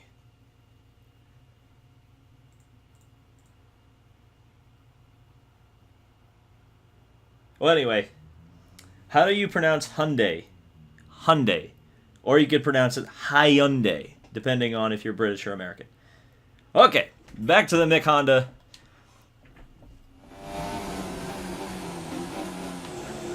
And my driving's bad again. Okay, so we're 19th. And I've literally got the leader of the race behind me.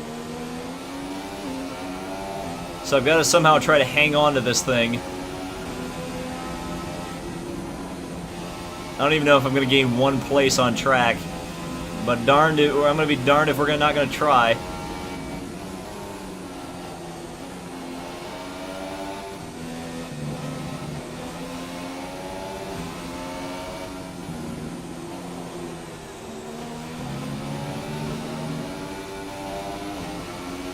"10 seconds off my last lap time." That's again because of the fact that I came into the pits on the last lap. You may or may not have seen that. I'm not sure. But it seems like everything is at least back and operational again, which is going to be nice.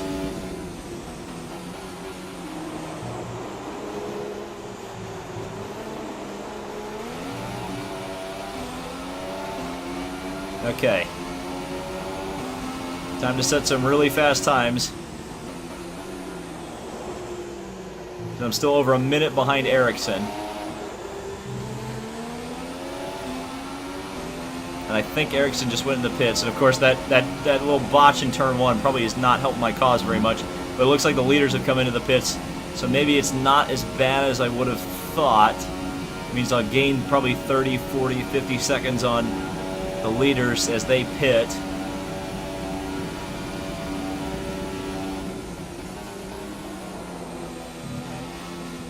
gonna abuse the track limits here. Right, the car ahead has come in to put on the ultra soft tyre. Car ahead is now running ultra softs. See, that's the problem. Everybody else decided to use the same strategy as me. What I guess they didn't realize was the fact that I was going to try to start a lap behind the rest of the field. We have 5 laps of fuel remaining.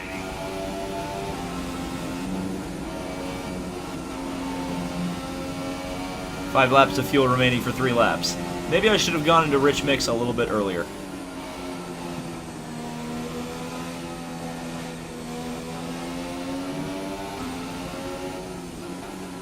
That was a bit of a fail. And I also blew it on the VSC, which wasn't the greatest idea in the world either, because I gained 1.5 seconds in the second sector of Spa. Probably the sector that favors the McLaren-Honda combination. Mostly the McLaren part of that word.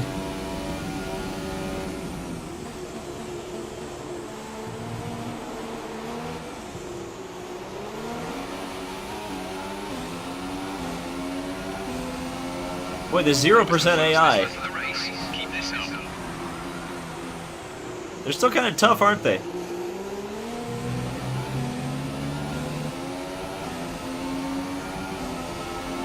We'll see if we can chase him down.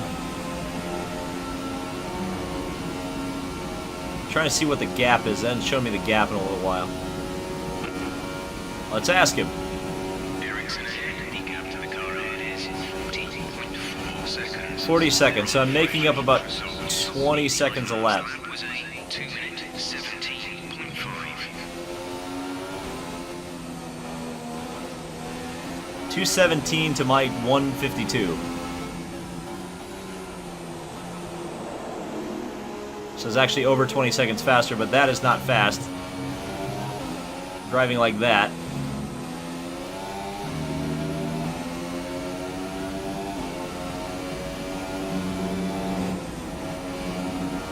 Yes, Honda is what happened. I don't know what the answer to that question was, but the answer probably was right.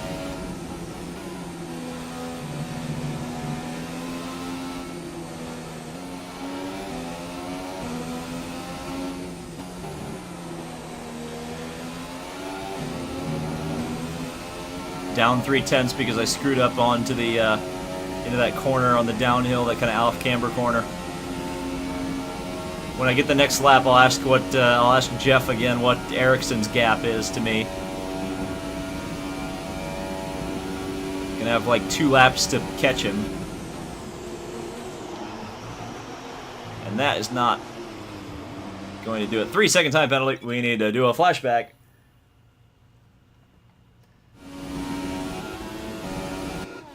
McLaren, we midfield by the time Mercedes left. Yeah, the whole Honda deal was a complete debacle, really.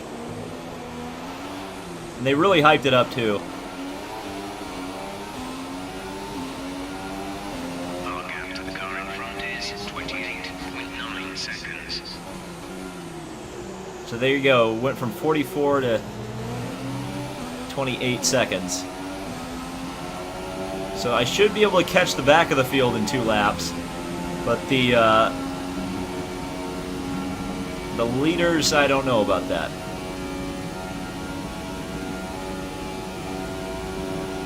This will be interesting. So I can see him. You can see him on the map. Kvyat's out of the race.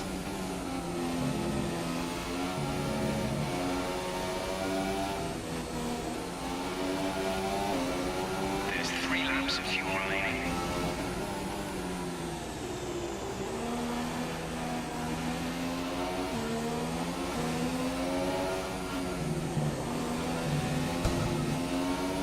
Well, that was stupid. We're seeing minor damage to the front wing. Be easy on the car till we get it repaired. We don't want to risk making this worse. I gotta send it though. Alright, there's Kvyat. So there's another position for me. It's me, Fernando Alonso. Green flag.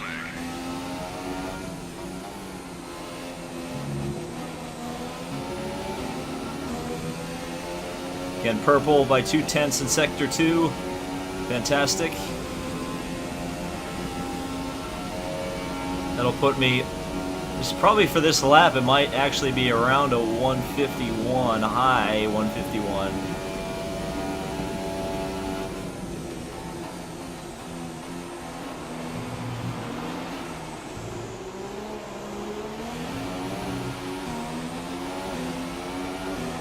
This is your final lap. Oh wow, it wasn't even a purple lap.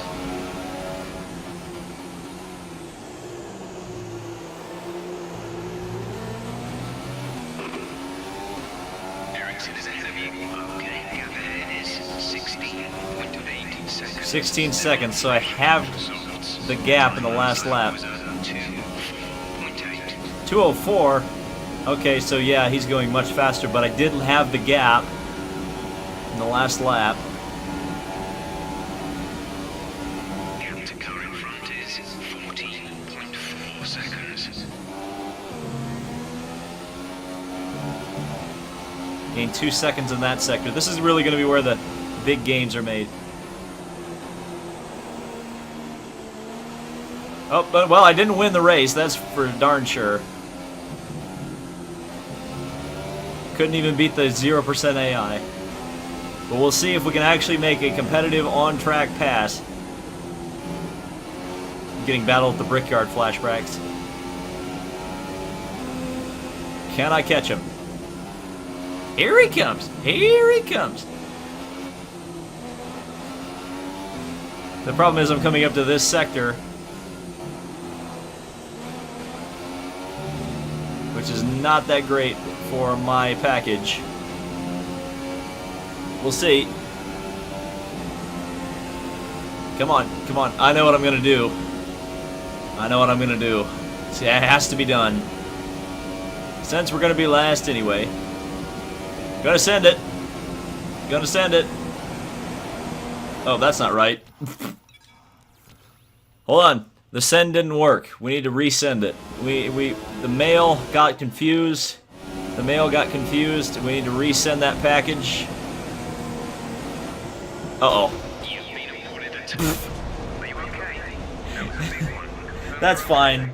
The position was not going to change anyway, so we'll just watch this from the replay camera angle. Yeah.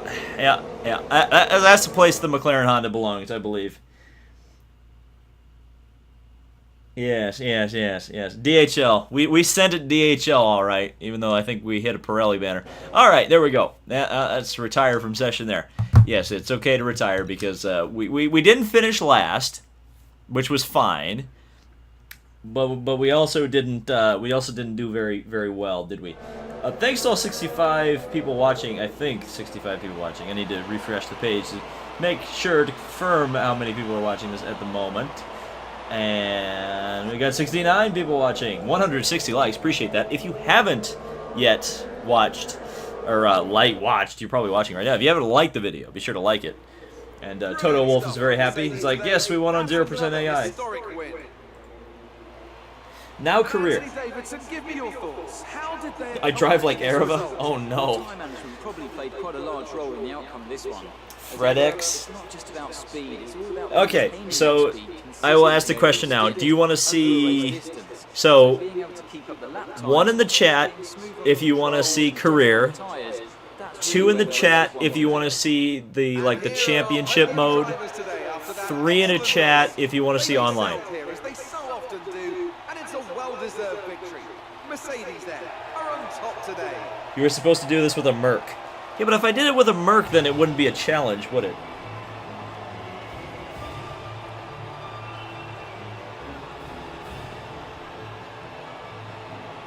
So I'm seeing 3s and 1s. 3, 3, 3. Try to survive. Oh, everybody wants to see me go online, it looks like. Who was your driver of the day? It's got to be Roman Grosjean. He was in another league for me today. Really impressive. Thanks, Kevin. Thanks for that 4. Appreciate it. Yeah, it looks like everybody wants number 3. So yeah, we'll go to 3. Yeah, that challenge was a fail. That's what I get for trying to win with a McLaren Honda.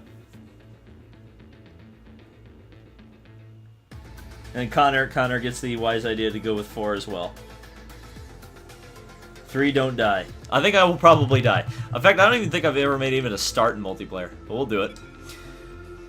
Let's see. We want to do public matchmaking. Well,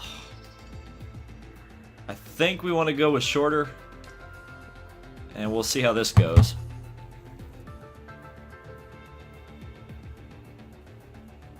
Session found. Whatever it is, join it.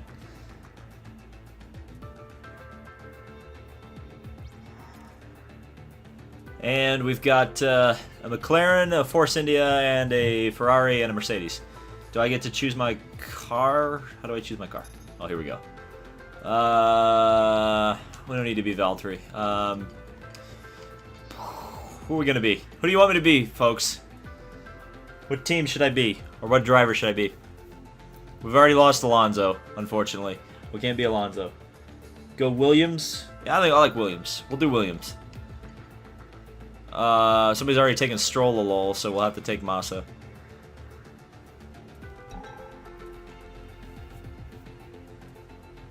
Wait a second.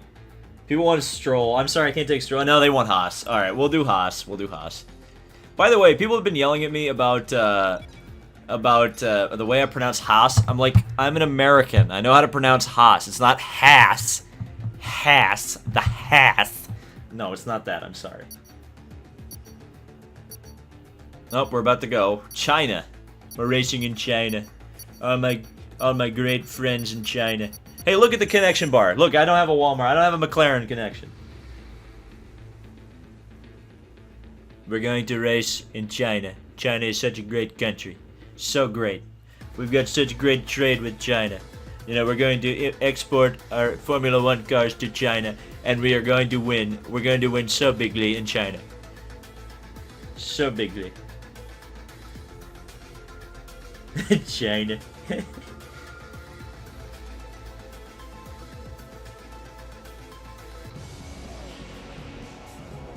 David Land is double E-Dud's mortal enemy. No. We're cool. We're cool. We were on that podcast together. So, and he didn't attack me then. So I think we're cool. I think we're cool. The same people who made the Honda engine, the 2017 Indy 500, made David's Wi-Fi. China. Be careful of that Schumacher 98 guy. He's a dirty driver. Oh, wonderful. Wonderful. Well, this will be interesting because I don't even think I've raced online in this race or in this game before. And this may be problems. How many laps? 5. Well, I wouldn't have to worry about him being dirty because he didn't go.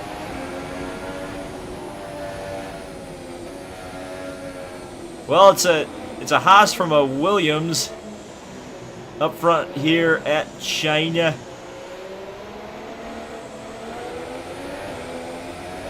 Okay, that's a good start. Keep it up. Okay, well, we'll just try to pull away now. And Michael Schumacher is disqualified from the session. So it's Haas from Williams from Ferrari. And I am driving like Kevin Magnussen, absolutely. He's sending one up the inside. He's licking the stamp and sending it DHL. He's going. He goes off the track. All right, up into the rich mix. He's definitely faster in the actual bits where you have to turn.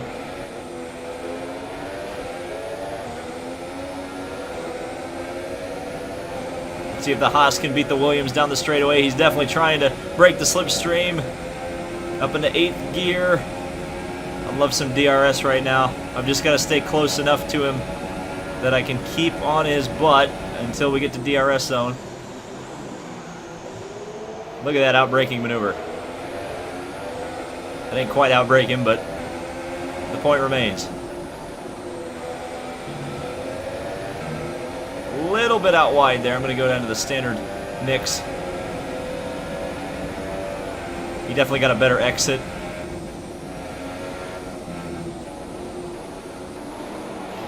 Uh-oh. God almighty.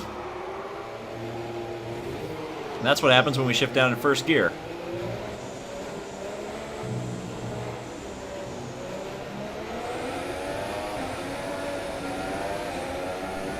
Well, the Ferrari is not going to really be a challenge right now, even though if this was real life, the Haas would be moving out of the way. Because halfway factory team or something like that. Here comes the Ferrari. And I'm absolutely terrible in these corners, as you can see. That's where I lost out to the Williams.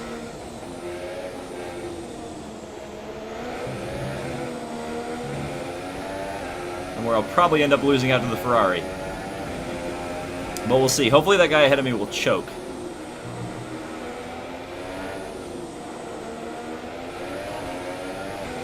Like I did in turn 1. Car was very loose through there, and I didn't really gain anything, and then I shifted up stupidly.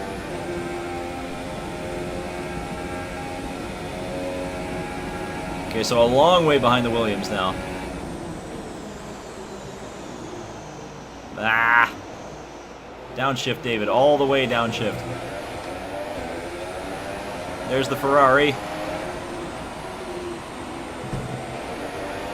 And he made an outside pass on me.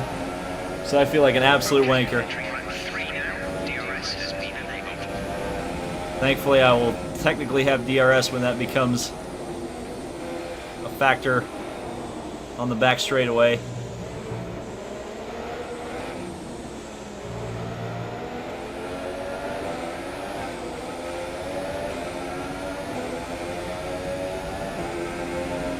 Keeping the car in the rich mix for now. Oh, lick the stamp and send it. Tried to be nice to him. He decides to fall back. Okay, fine.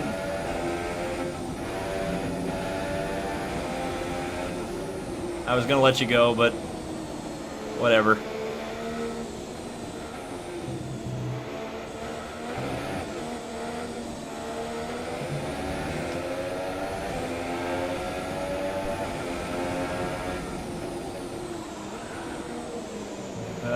Off the road we go. And that means he's going to have DRS. Oh no, he's going to run off the road. So never mind, he's not going to have DRS. Well, he's going to have it, but he's not going to have a chance to pass me. Mario Kart items in F1. Isn't Formula E doing that for real? Like, legitimately doing that? I need to make a video about Formula E one of these days. I need to call them out in their BS. Formula E could be a good series, but it's so weighed down in all the bullcrap they try to do. It's almost not even worth talking about sometimes.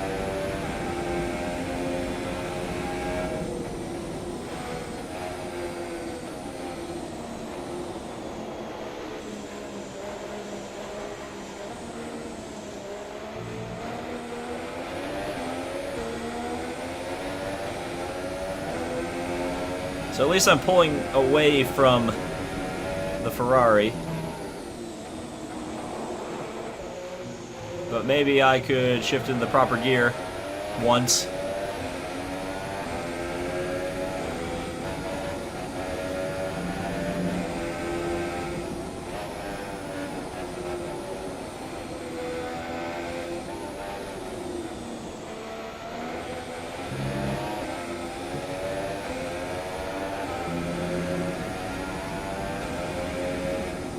How is Formula E bad?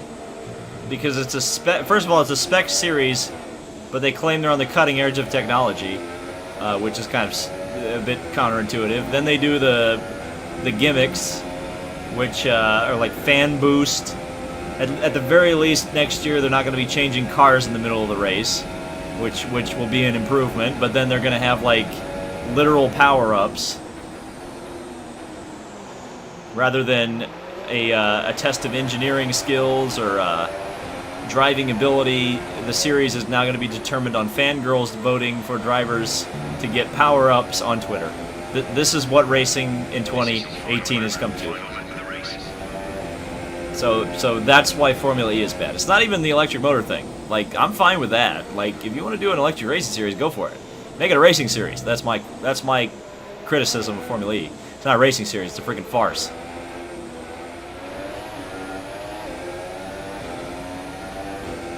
See if we can set the fastest lap of the race. Probably won't be able to, but you never know.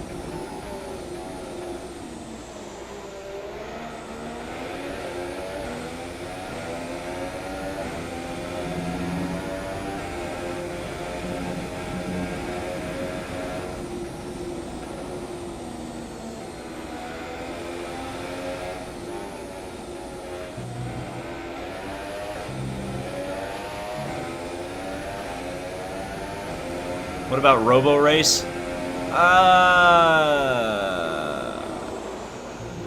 Oh god. Well, you made me think about Robo Race and I crashed. Robo Race is one of those things that's like indifferent. I'm indifferent. Like, I'm mad at Formula E because like I actually think that concept has some potential. But I'm indifferent to Robo Race. Like, I could not give less of a hoot about that. It just seems like a very boring concept to me. Who cares? Autonomous cars, who cares? So boring.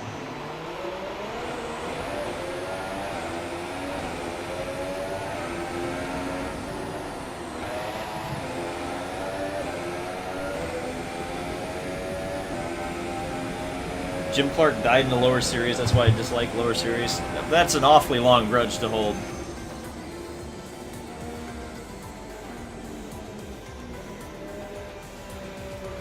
Yeah, Formula E makes the BS in NASCAR look normal. Like, it makes the chase, like, look reasonable.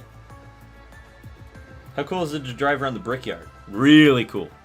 The actual speedway, like, it didn't even register, though. Like, I don't know, maybe if they let us run without helmets, I would be able to, like, appreciate it more, but, like, running with the helmet on, like, I was in race mode, and, like, I just didn't really pay attention. It's weird.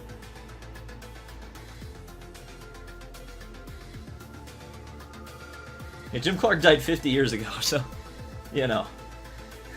If you're holding grudges about his death, maybe you need to take a look at those grudges you're holding. So we got like 5 people in. What am I voting for? Azerbaijan. Oh, Azerbaijan and classic cars. I'm gonna vote for that. Even though everybody's gonna vote for Canada because of course they will. Never mind, Azerbaijan is getting a vote. We're gonna actually get to run Baku in the classic cars. By the way, I should choose a classic car, shouldn't I?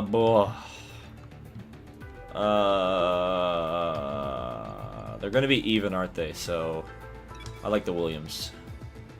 I think I like the Williams. Nah, let's go with the Ferrari. V12.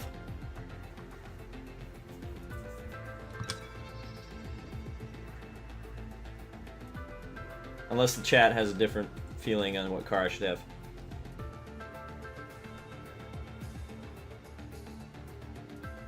'98 McLaren is fastest. Yeah, but are we running... Are the cars even? I feel like the cars are equal in the...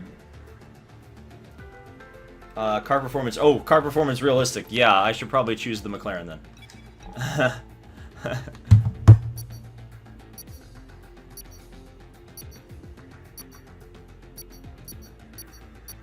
Who even likes Jacques Villeneuve? I like Jacques Villeneuve. I don't have a problem with Jacques Villeneuve. And everybody's left the lobby. I feel like we can find a better lobby.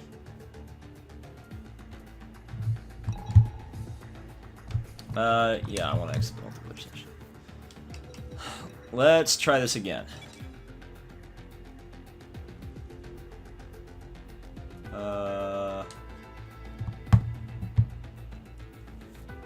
It says there's 105 players online. So why can't I find the why can't I find the ones with people in them? And there's slightly more people in this one. Slightly more people in this one. But they're in the middle of a race, I think.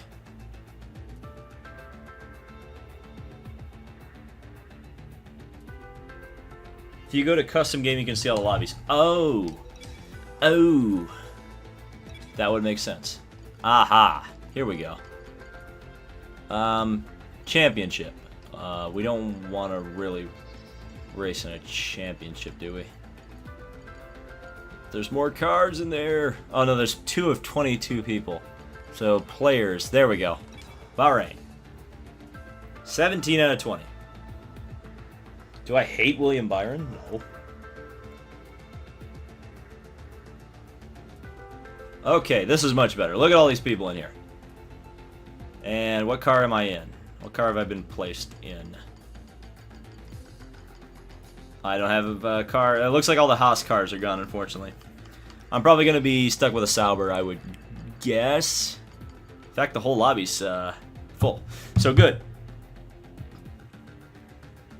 A full lobby here in a second. So I'll answer some questions in the chat while we've got a little while to wait.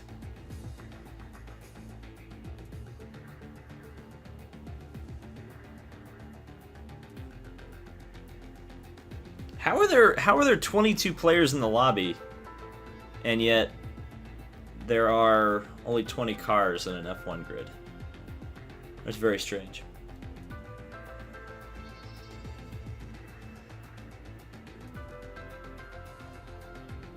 How old am I? 25.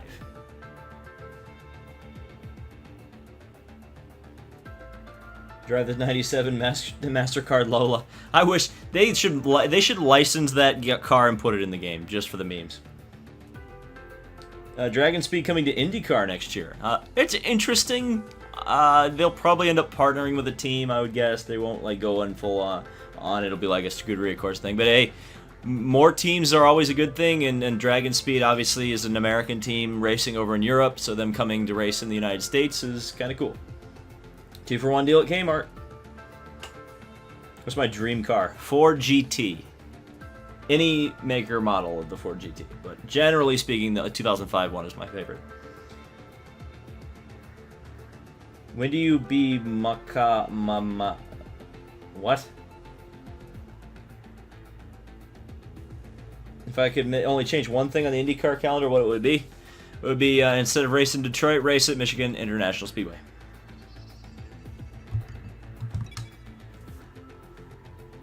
Pietro Fittipaldi is back. Yes, I knew that. Will you ever get married? Yeah, if I meet a girl. BK Racing diecast now in sale. Kmart. Alonso to IndyCar in 2019. Who knows? Who knows? Ben Handley as a driver. Yeah, there was a talk about him being the driver. I remember reading this Racer article. Can anyone challenge Dixon for the title at this point? Oh, you've never met a girl. No, I've met several girls. You need to meet a girl to marry, though. That's the kind of the key there. Do you think anyone can challenge Dixon for the title? Boo. So if he wins Mid Ohio, that pretty much seals the deal. If he's competitive at Pocono, then he's ready to go. Okay, so I saw people want me to run Renault. I don't think there's a... Pretty much I've got McLaren, Honda, or Haas. So since everybody... Oh, actually, let's go with the Mick Honda. Oh, no, we've lost the Mick Honda ride. There's a seat at Williams, which just got taken. So yeah, there's literally one ride left, and it's Sauber. I think people would rather see me in Haas.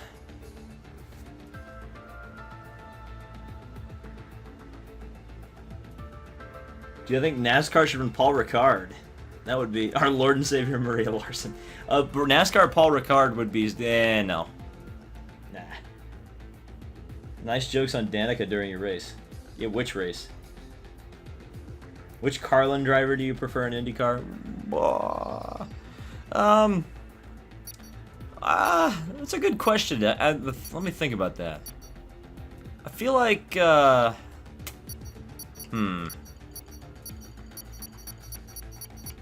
I feel like Kimball's probably the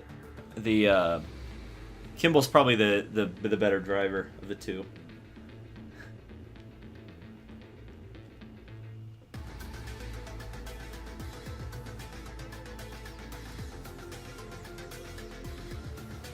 Junior broadcasting the Indy 500 next year at NBCSN. Well, I hope he's like used sparingly. I kind of hope they have him in the pace car. Have him drive the pace car. And that's it. I don't want him like being an analyst, and I don't want him used too much, and I certainly don't want to see Rutledge Wood. I think if they keep Rutledge as far away from the yeah, oh god, Alcher Pashan with a full lobby. Yeah, this is gonna be a bleep show for sure,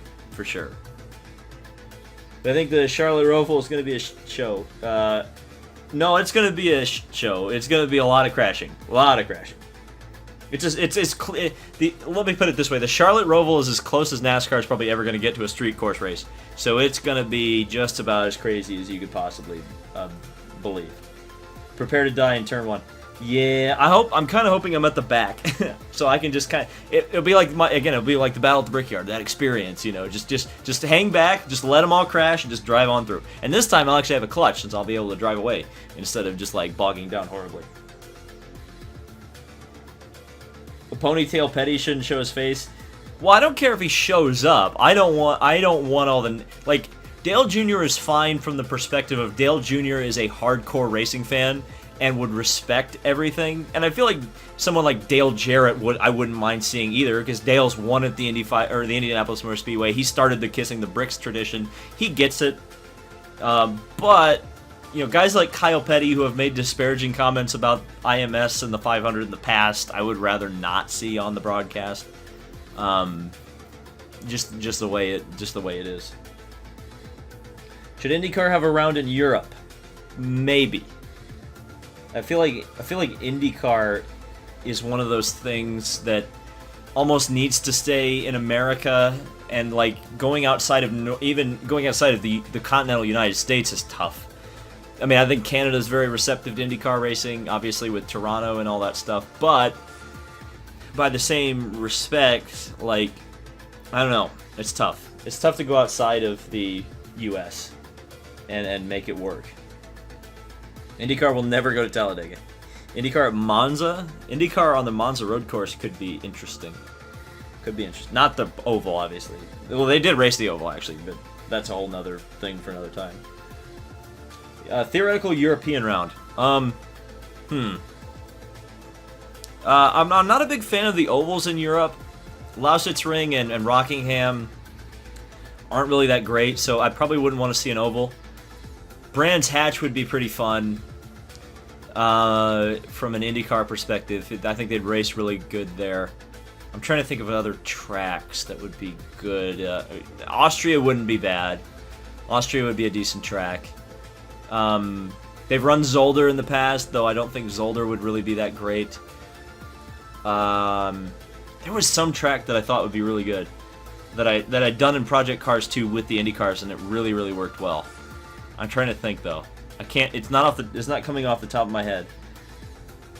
Yeah, Cart went. What Cart did at Brands Hatch was they ran the Indy circuit, quote unquote, and that's like the short version. If they ran the full Brands Hatch, it'd probably be better.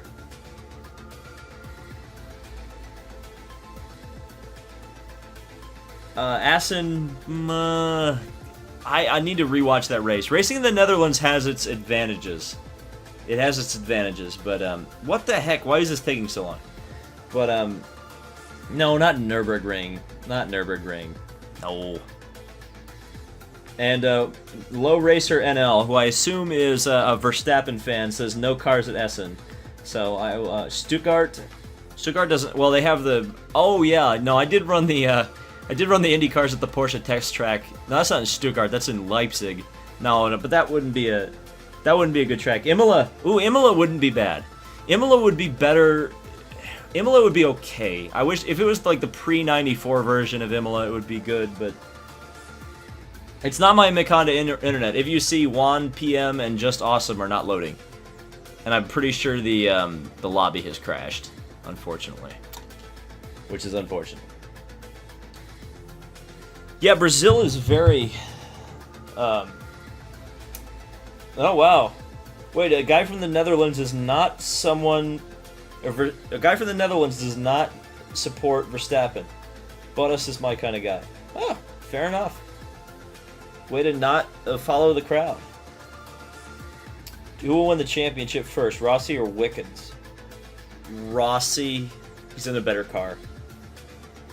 Is 2020 Johnson's last year? I think 2018 is his last year, to be honest with you. He's got to get sponsorship for next year, and where is it coming from?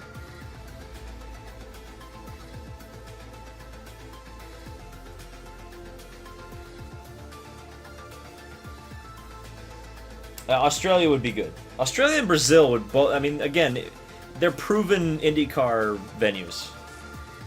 One American driver to go to F1, it's Rossi. Rossi. I mean, it's not even close. It's Rossi. You put Rossi in a Mercedes, and he's going to be competing for wins, in my opinion. I like Vettel over Lewis. If we're talking like favorites. What do I think of Santino Ferrucci? I don't think he did his career very many favors. I'll tell you that. I'm always a bit hesitant on the rich kid F1 drivers. Like, you really have to win me over, and Ferrucci's the way he drove at Detroit, especially when he ran Indy in Detroit, it was like, yeah, he wasn't the best guy in the entire world. Let's just say that. Go with some increased top speed on this one, and we'll go to the track. I don't even know how many cars are gonna be left in this thing. Mexican Grand Prix. I don't think Ferrucci is done. A lot of times... Oh, Winval 8820's in here. And he's left the session, but he was in here. No. Ferrucci isn't done. He's got too much money. Someone will take him. Someone will take him. I mean, that's the thing. You can be the worst person in the world, and if you have money in racing, you'll stay around. Like if Scott Tucker, for example, had not gone to jail, he would still be in racing.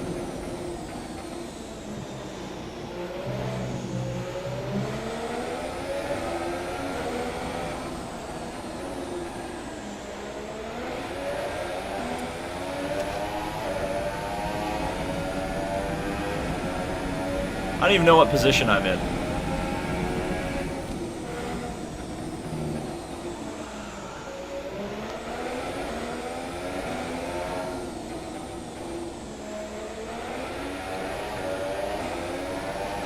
Is there literally anybody else on the track? I can't even tell.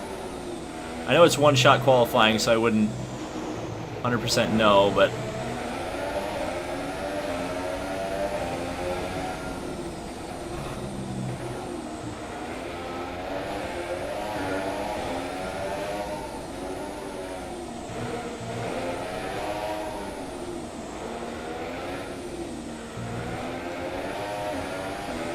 If there's nobody in this lobby, you know what I'll do? I'll just start my own lobby. I feel like there's enough people who have this game who are watching this right now who will want to play it. Because I did see Winval, and I know Winval will want to play in my lobby. By the way, shout out to Winval. He actually has done an extensive career mode in this game. So if you want to see a guy with an American accent do a career mode in F1, Winval's your guy.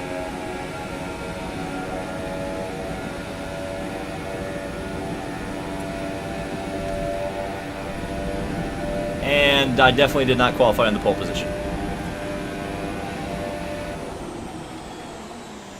Way behind. 4 seconds behind. Oh, it says so on the steering wheel. Oh yeah, there's still 20 people in here, somehow. Well, we're mid-pack. Mid-pack. But I'm not absolutely 100% last, so that's good. Hey, David, I'm surprised you're a We're Gonna Lose fan. No, I think We're Gonna Lose is hilarious. I mean, he's so funny. I get that his humor probably isn't for... Oh, the Sauber's locked out the front row. That's embarrassing. But, yeah, I get that his humor's probably not for everybody, but... I think that he's absolutely hilarious. Absolutely hilarious. David, do you think IndyCar needs to go back to the 2012 schedule? No. No. Too many street circuits. Way too many street circuits.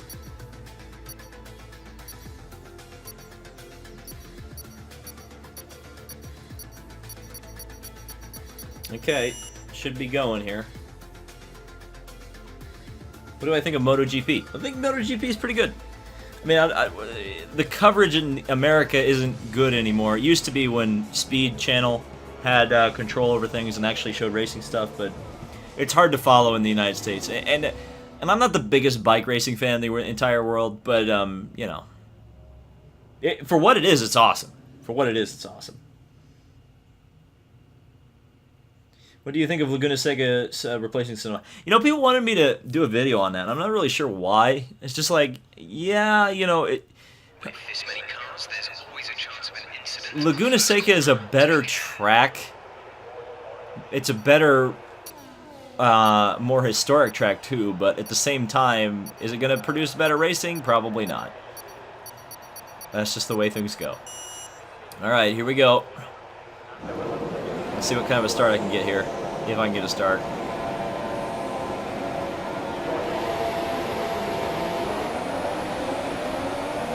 Definitely burned the tires out going into turn 1, fully expecting to get run into, which I did.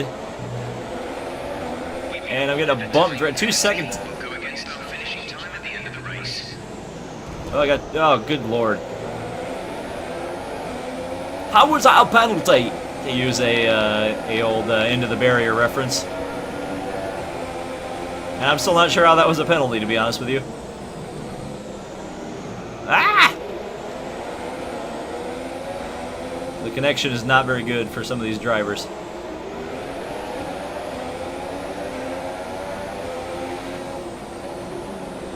It's definitely a lot more fun with more people in here, I can tell you that. Ah! I followed the Toro Rosso into the wall. Thankfully, the Ferrari did not pounce when he got the opportunity. They're going to go side by side in that corner? I don't think so. Yep. And predictably, it ended in the Mercedes absolutely plowing the wall.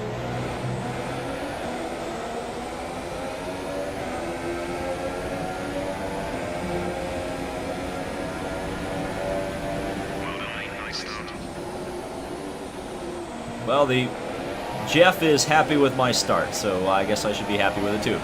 Up in a rich mix for the long straightaway. Hopefully they run into each other up here, so I can gain a few more positions. It looked like they were going side by side through this left-right kink, heading up to the main straightaway. Got a car directly behind me. It's a Red Bull with one of those Tag Heuer power units.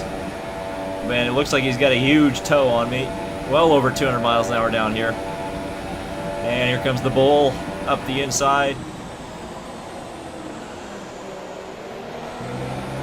And I kind of let him by there. He was already on the inside. I mean, he had the big old draft.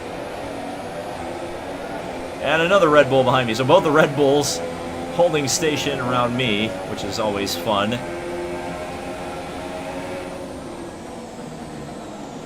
No, don't lock the brakes up, David.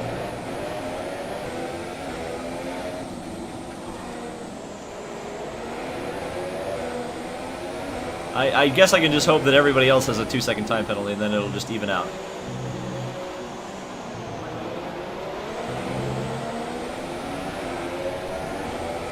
Yeah, the Bulls of the red are coming after me.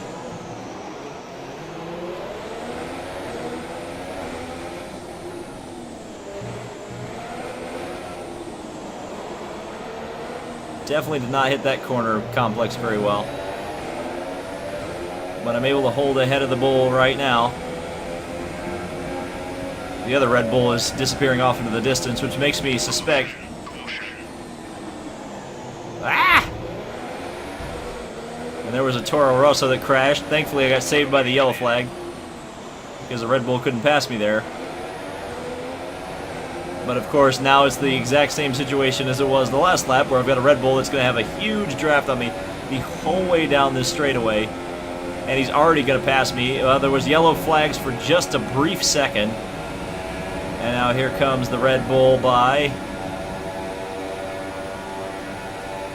Big toe, but it's not really going to matter much. He locked up the brakes, but so did I,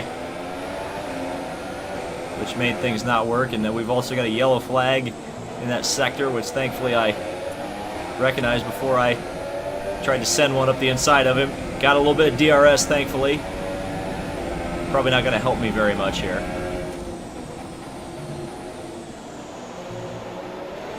And there's trouble. One car around. It's the other Toro Rosso. Lots of Red Bull cars. So the Toro Rosso started up front. And the Red Bulls started behind, but the Red Bulls have been able to move their way up through the field. While the Toro Rossos have fallen back. Obviously, we saw that one crash heading onto the heading in one of the final corners on the track.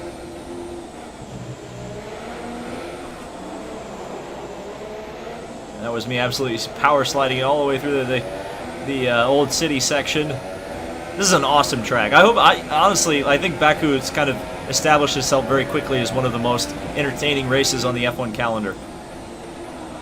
So I hope it never goes away, to be honest with you.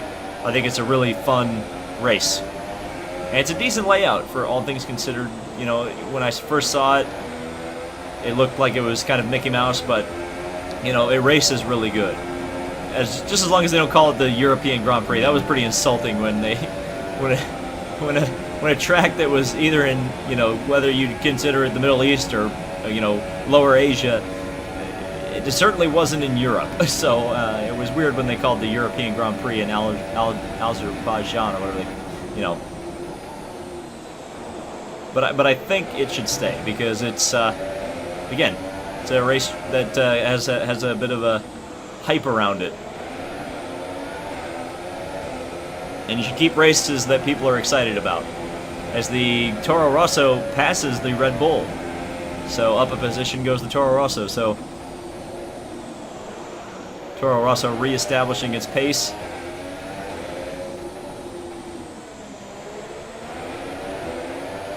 As one of the front-running cars in this race.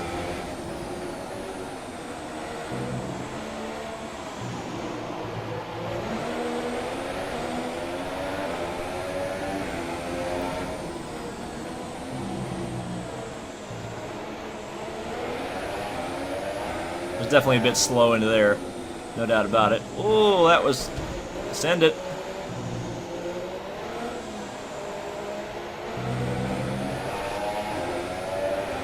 This is always tough when you haven't driven a particular car at a particular track. There was a wreck behind me. I think the Ferraris took each other out.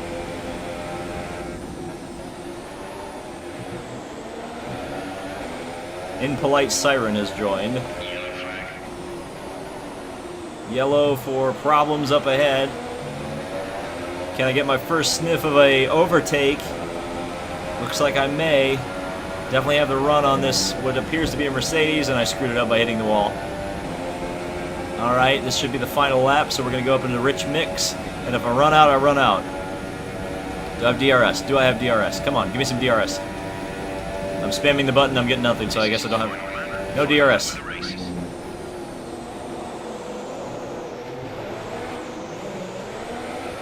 And I went through it in the wall in turn one. That's a good start.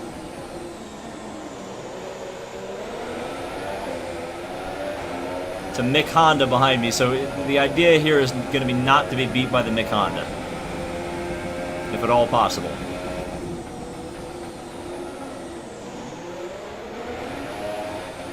And I just realized I have to beat the Mick Honda by 2 seconds, unless he's got a penalty too.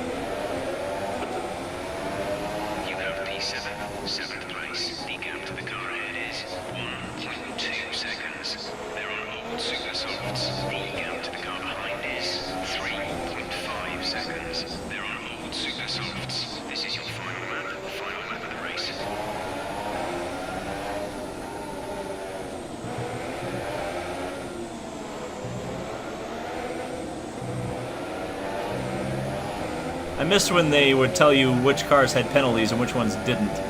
That was always very helpful. Oh well. And into the wall we go. Oh well. Keep going.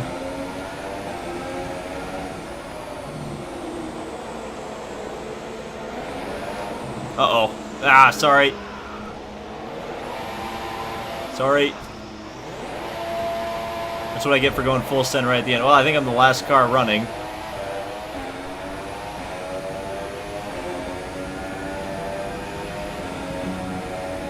Or at least I'm the last car running competitively, so hopefully I won't lose my time. Or lose my place. Baku welcomed us all. Well done, Baku. Well done, David. Yes, yes. Into the barrier. Well, there we go. 10 seconds off the pace, which really is 12 seconds off the pace. F1 games are much harder with the gamepad. See, I find them much harder with the freaking wheel. I don't know. I seen you cruising in your Pinto yesterday. Well, I don't drive a Pinto, so I don't know how that would be possible. That's millions and millions of dollars of damage. What do you think about Justin Haley losing the win in Xfinity at Red Daytona? Freaking stupid, but it's the freaking rule, and that's NASCAR has dug their own grave so many times at this point. There's like, come on. Somebody's mad, I think. I believe that was swearing. Let's have a private lobby. Oh yeah, I guess I could do that. Alright, I'm gonna start up a private lobby, so you know what my gamer tag is, you know how to find me, so let's we'll do a private lobby. And you know what, we'll do like Monza or something, because I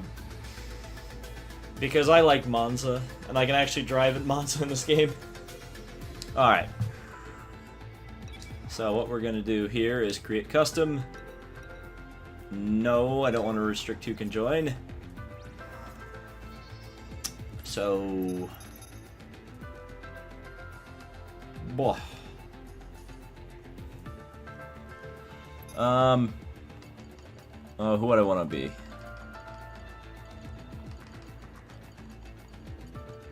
We'll be Red Bull because technically I'm a Red Bull racing driver.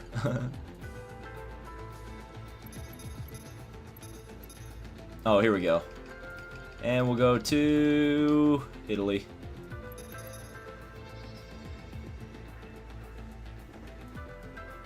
And we'll see how many people join.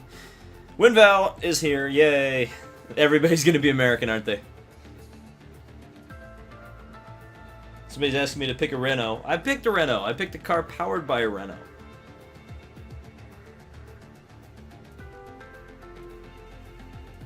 What are your opinion on the new tire rims? I think they're crap.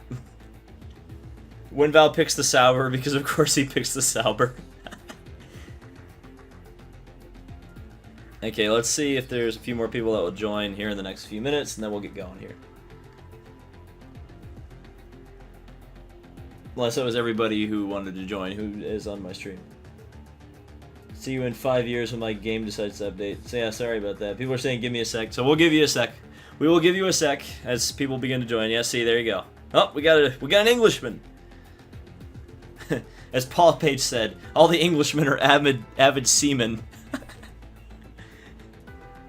Of Nigel Mansell, he said of that. I think that's in the Delta Force intro. Or no, it's not in the Delta Force intro. It's in the starting grid.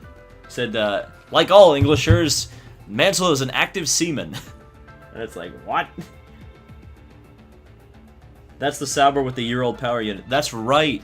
That's right. Yeah, and they got the new power unit this year because of the Alfa Romeo deal. What do you think of IndyCar at COTA? No. No. No. No. Absolutely not. They have trouble with the track limits. Like, they have trouble enforcing their own rules anyway. Like, I don't want to have to deal with track limits in IndyCar. That would be stupid. No thank you. No thank you. Okay, looks like we've got a good lobby of 10 drivers. I guess I'll ready up. And it looks like we don't even have a single Mercedes in the race. So, there you go. I mean, I would go to COTA. Like, I would go for F1. But I wouldn't... Yeah. No, I think it'd be fine. I would go to COTA.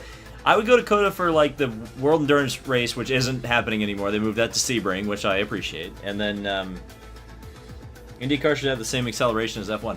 Probably. Probably. I mean, yeah. The problem is IndyCar is a development, or IndyCar is a development series. F1 is a development series, and IndyCar is not, and therefore IndyCar is never going to have the level, or they're not going to be having quite the effect that they used to, or not. They're just not going to be as close to F1 as they used to be, unfortunately.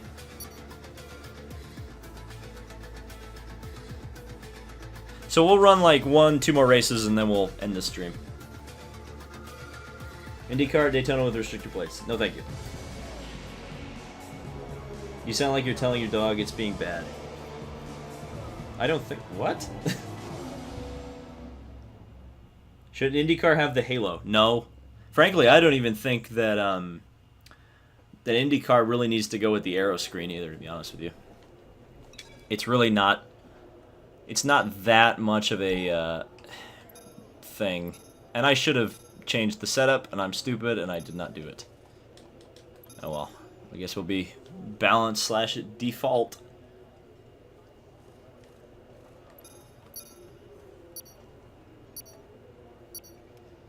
IndyCar racing at Sebring? Probably not. Thank God IndyCar is not close to F1 anymore. I don't know. I don't know about that. I think there's some things IndyCar could learn from F1 and things that F1 could learn from IndyCar. Because F1 needs to work on the racing and IndyCar needs to work on their cars actually being somewhat aspirational. And I screwed up turn 1 real bad. Oh no, Liberal Tears is gone. What a terrible tragedy.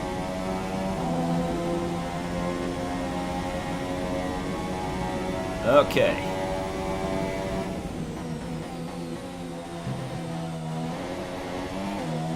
I'm not driving this very well, am I?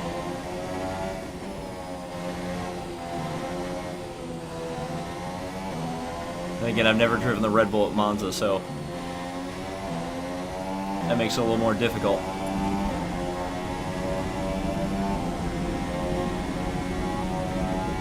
Okay.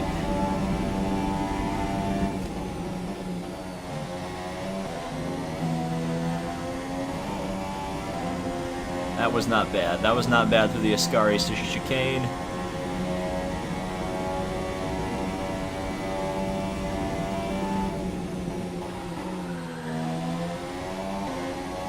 I miss F1 having allowing you to open the DRS wherever you wanted to in qualifying. That was always fun to do. Oh, Winval on the pole by a long way. By a long way. 2 seconds over me at least. Good job, Winval. Michael Kuzi Jr. on the pole. Well, I got 4th. I got beat by the Englishman.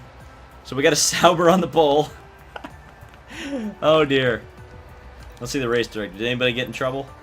Nope. Everybody was okay. Somebody qualified on the softs. Man, you're showing off, CJ.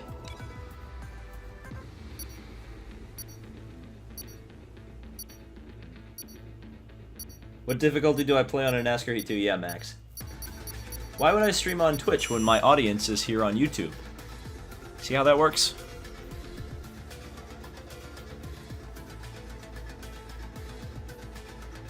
Do you see IndyCar overtaking NASCAR in popularity again? No. I see them becoming even, but I don't see one overtaking the other anymore. I mentioned that on the NASCAR podcast I went on the other day. Was that I don't think NASCAR has bottomed out yet. It seems like it has, but I don't think it has yet. I think it'll get down to IndyCar levels in terms of TV ratings and interest. And that'll be that, I think. I can mess with the wings, right? Well, let's trim the wings out a little bit. I can only trim the front wing out. Okay, well, alright. Guess we'll start the race. Alright, Winval on pole. Got a car on, get the Renault on softs. I'm not sure how that's going to work out. And Force India directly ahead. We're green!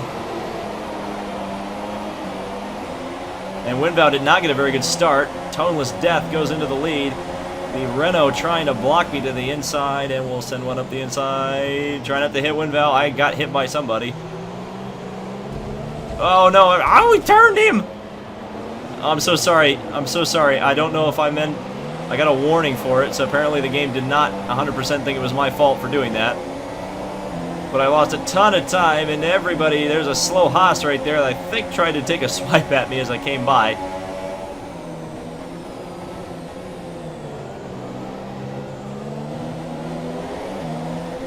And the Haas actually is coming up. Yeah, it was a bad start because I ran into the Renault. Oh, and the Williams is off across the curb. Ah! Got my nuts cracked because I'm back here with the squirrels, unfortunately. That's what happens. Alright, we're going to go up into the rich fuel mix. Try not to hit the Haas here. And here comes the Renault that I ran off the road earlier. Oh, he's going to get a double draft down. Oh, 3 wide into Parabolica. This is not going to work. And he wisely backed out of it. Woo-wee! That was a bit close there. Thankfully, everybody used their brain there, which was smart.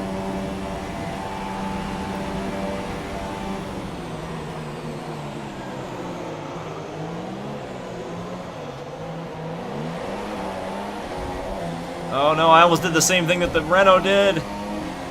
Sorry, Haas. Did not mean to do that. Oh, God! Mercedes stopped in the middle of the track. I thought the yellow was for me crashing into the Haas, and that was not the case. And I shifted way too much down, all the way into first gear, which was stupid.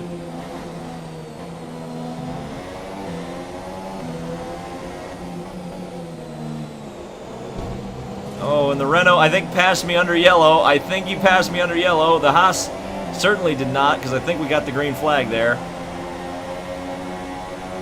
Oh dear. Oh dearie me.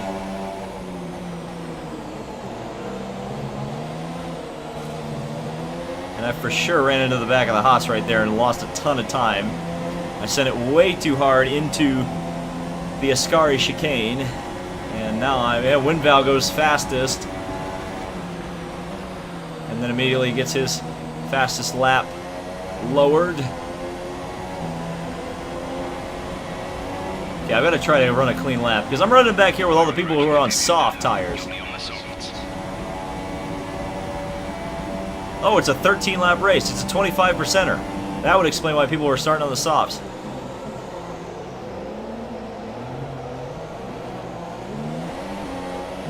And I got a warning for a corner cut. Okay, so there are pit stops in this race. Interesting. I'd forgotten that I had it on 25%, but that would probably explain why there weren't as many people joining.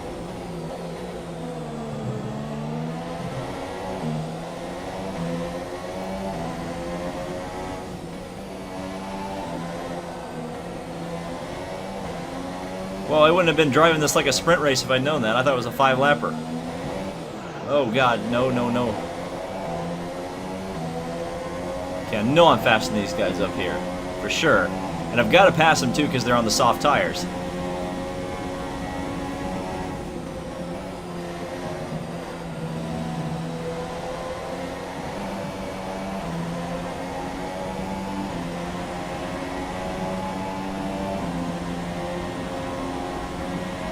So, Impolite Siren goes to the fastest lap of the race. And the Haas goes off the track. Don't hit me, don't hit me. Wow, that was close. That was super close. Super, super close. Okay, there we go. Now we're starting to find some pace.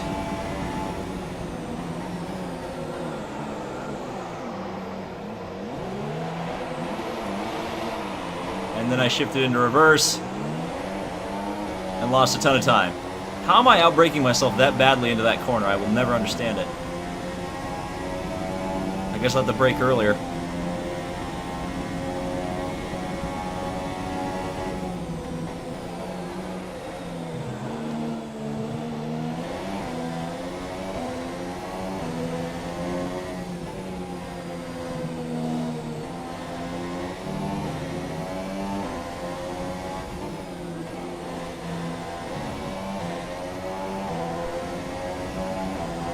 Okay, gonna try to chase that Mercedes down. I don't know when the pit window opens. Probably around lap 6, I would guess. Yellow flag for a Force India that's backwards. Windval sets the fastest lap of the race.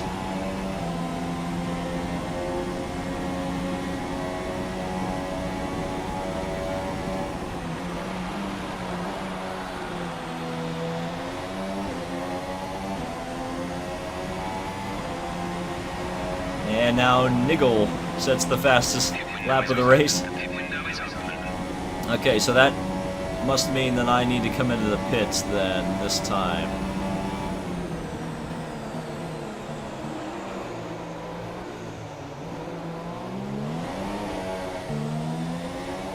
I still almost outbrake myself into turn 1. Fascinating.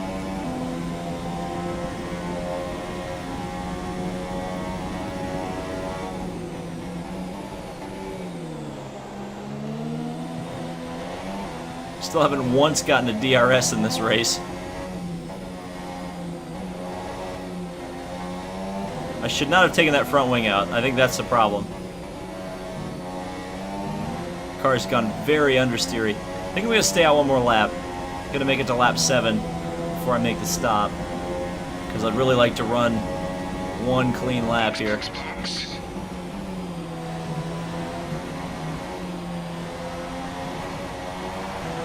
And the Red Bull is out. The other Red Bull, I should say. Because I want to kind of overcut some guys.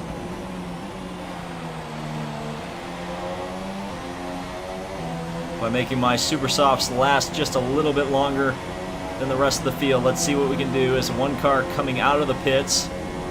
Is this going to be Winval? Yes, it is. It's Winval.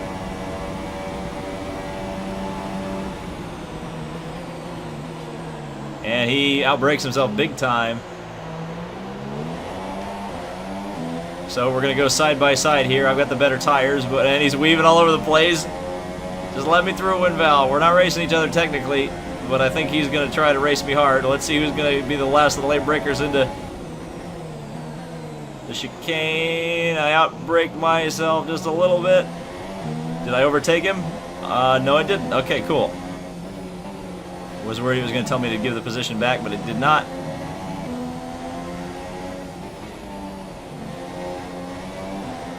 And he's still hanging on to the back of me.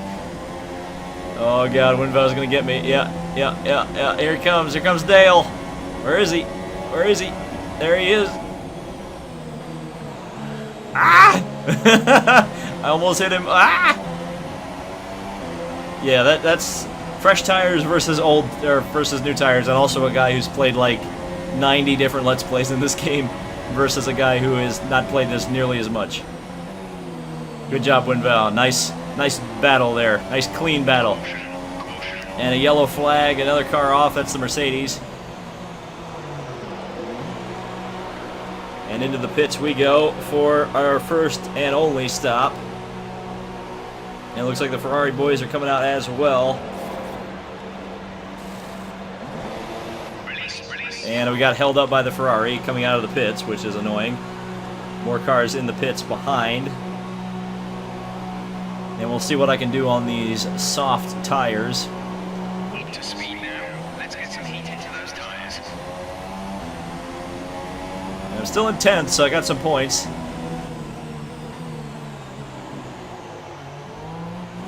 Or I got a point.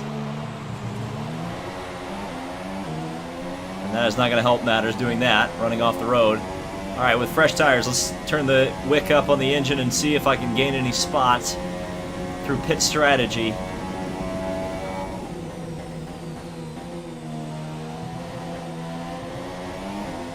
A fast in and out lap is always a good idea.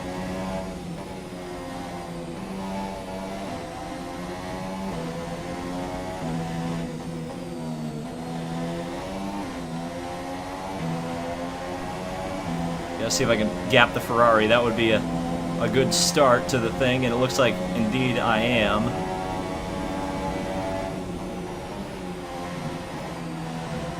Ah, God almighty. Well, there we go. Well, now I've got to beat Beaker Bros by 3 seconds, and possibly all of these cars that are coming into the pits by 3 seconds. Assuming they don't have time penalties of themselves, which is possible considering how much contact usually happens in turn 1 at Monza.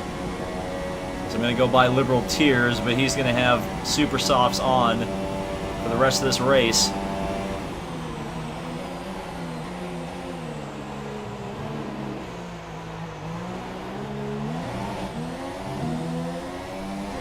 So even if he doesn't catch me, he may catch me on time. We'll have to see. Okay, gap ahead is 7.3 seconds. The gap behind us is 3.3 seconds.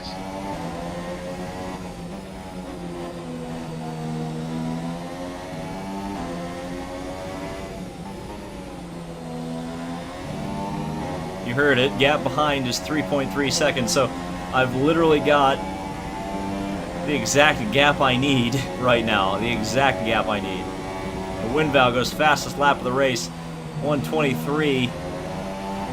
Nearly his qualifying pace on soft tires. Very good from Winval. 2 cars out in front. I think I may be able to catch them even though they're going to be drafting by each other on DRS. Or with DRS.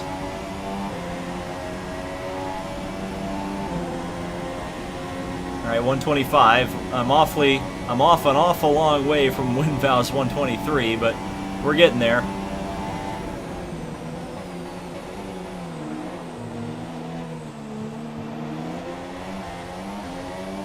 Oh, but Wendy got disqualified from the session. Unfortunately, I think that's a car behind me, not a car ahead of me. So that's not going to help my race or hurt it, really, in any way. Yellow flag.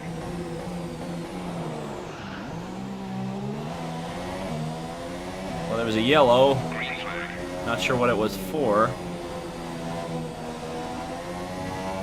Thought it was for me going off over there, but it wasn't. There's 5 laps of fuel remaining.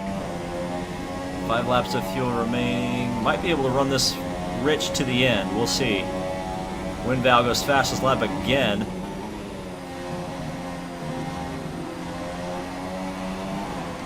Oh, now Johnny Bravo lowers that one. Unser. There's an Unser. Is it Bobby? Is it Uncle Bobby?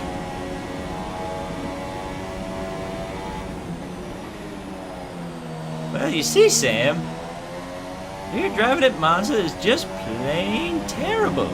Oh, nope. I was making fun of the Unsers too much and they left. The gap to the leader is Sorry. 30.3 seconds. 30 seconds is the gap. Good grief. Still 3.8 seconds ahead of the car behind me, so that's good.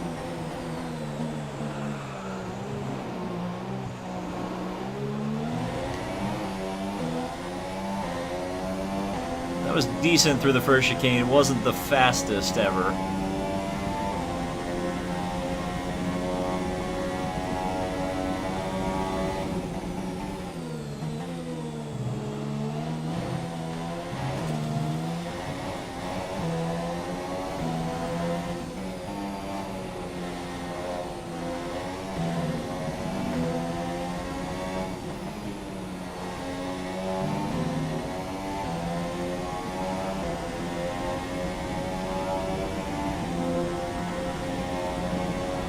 That Ferrari's still just hanging on.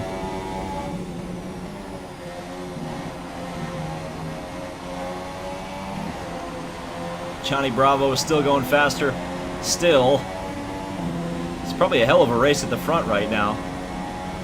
It looks like everybody behind me is starting to stack up. Green flag. We're racing again. Because there was a yellow flag here. Possibly some cars running into each other. And it looks like I may make a pass here in the pit lane as there's a car in for some reason. Run in this engine mode much longer. We're about to lap over target. Drop down to mix too soon. And there we go, going off the track. Okay, you've been pushing your luck on the track limits too much. We've been given a 3-second penalty. So that's a 6-second penalty now. Oopsie. I tried to slow down as much as possible, but apparently it wasn't enough. And now I've got to put 6 seconds between myself and Beaker Bros, and I think that's going to be a bit much, as Sebastian Vettel joined and then left the session. Interesting.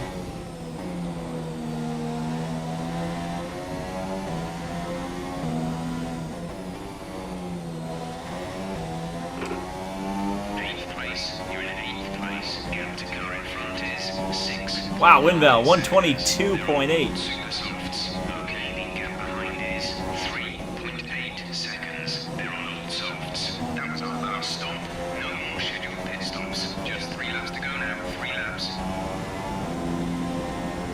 actually closing down the car in front. But again, it's not really going to matter. Hopefully they run into each other or something. And then they take the guy behind me with them. Alright, 2 laps of fuel remaining right as we take 2 laps to go, presented by Santander Bank.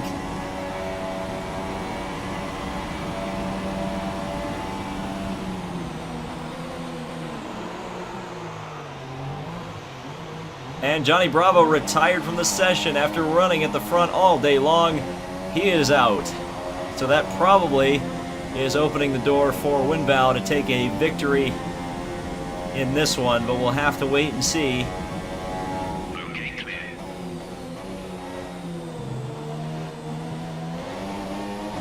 So we had that brief yellow flag in this sector for something.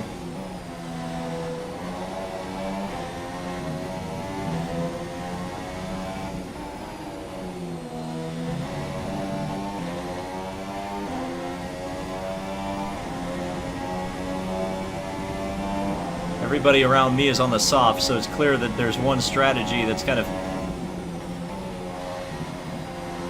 the majority of the field's hanging on to. So I exceeded the track position thing again. Actually, impolite siren. Interesting. It said he left the session, now he's back. Interesting how that works out.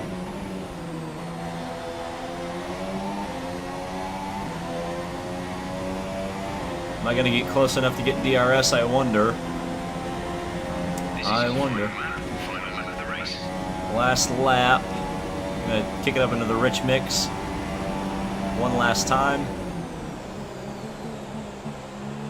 Oh, that is a car that is out of the race.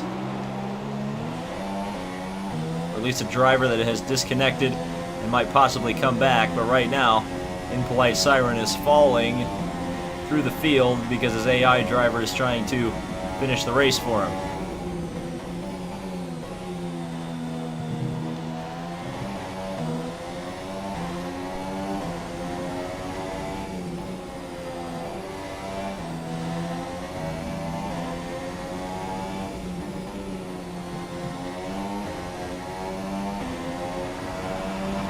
And Winbow 8820 gets the victory. Gets the W.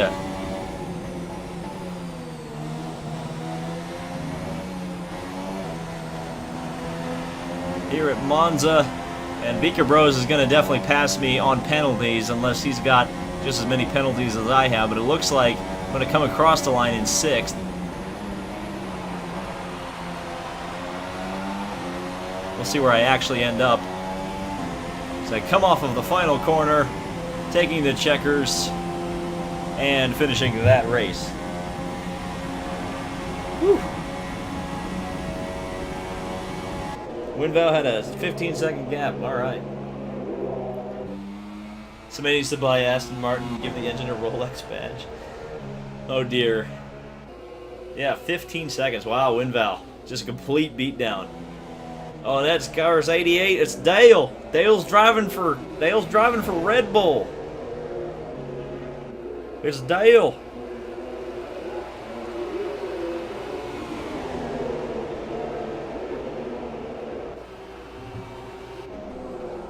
Alright, Impolite Siren is obviously done. Guess we'll watch Liberal Tears there come across the line in his Mercedes, and then followed by, well, okay, never mind. 7th spot. Okay, well, that's fine. Fair enough, I guess. Alright, we're going to do one more race, a sprint race, and then we'll call it a stream. Yes, I know that Daniel Ricciardo has the number 3 because of Dale. Like, literally. And there's Winval on the podium. Top step. For Sauber. Renault, Sauber, and Force India on the podium.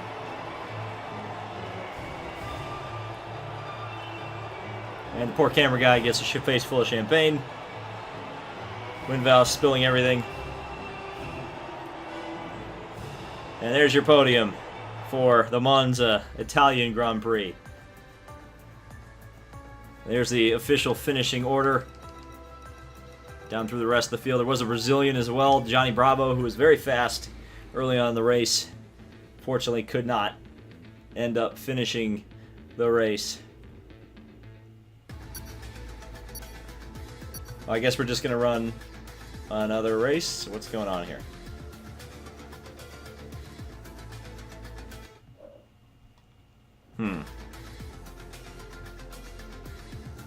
When is my next go-kart race and where will it be? Not entirely sure. I guess we're doing another race at Monza?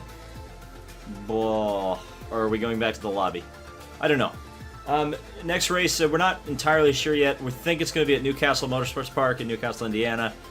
And then, yeah. We're thinking about doing an endurance race. One of the next races we're going to do. We're going to do... What would be a good 5-lapper? Let's do Silverstone. Do Silverstone.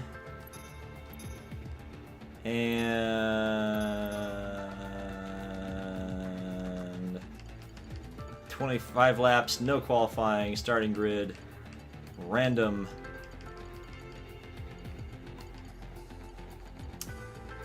Okay. Yes. All right. We are doing Silverstone in equal cars for 5 laps to end the stream. Here's your starting grid, or I guess the drivers who will be taking place in this race. Nice. There is some diversity in here. We got a Scotsman, we got an Irishman, we got an Italian, lots of Scottish people actually. We got a Spaniard who's probably cheering for Fernando Alonso. In fact, he's driving a McLaren, so he's definitely driving Fred's car. We got a German in here, Nigel. Oh, that was Nigel. Okay, we've got another. Oh, both the Spaniards are in the McLaren. Okay, I see how it is. I see how it is. And then Fresh LP, German, as well as Sam Dias, a Brazilian, and Seb Vettel, of course, is a German, which doesn't really surprise me all that much. All right, ready to go. 29 seconds. 12 of 22 drivers are ready to go, and now there's 20 drivers, so we've got a full field. What a terrible tragedy. Beaker Bros lagged out. I'm so sorry, Beaker Bros. David Land on Fortnite confirmed. Was that confirmed? Did I accidentally confirm that I played Fortnite once? Who do you think will drive for Juncos next year? Whoever has the most money. They're looking for cash. They need to keep their operation kind of solvent for the first couple years before they get a sponsor.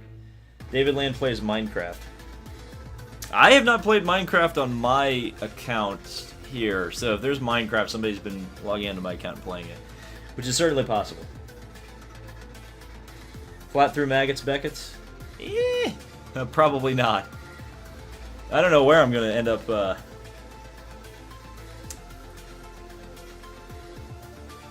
don't know where I'm going to end up on the starting grid here. Guess we'll find out.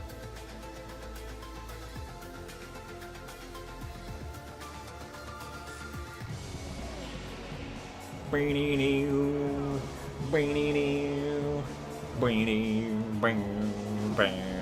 wonder if the whole like F1 intro for this year is going to be in there, like with the music, like dun dun dun dun dun dun dun dun dun dun dun.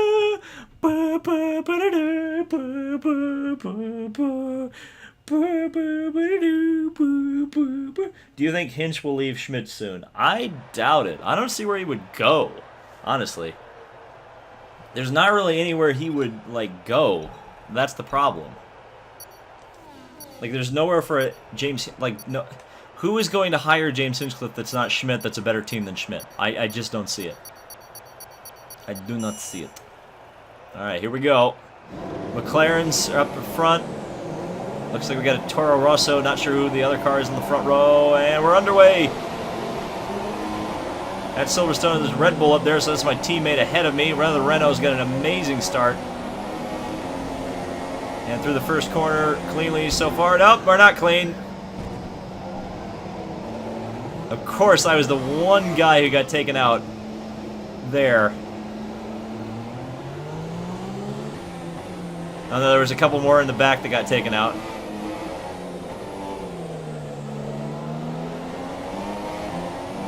And I believe this was the culprit And that's not really a shock.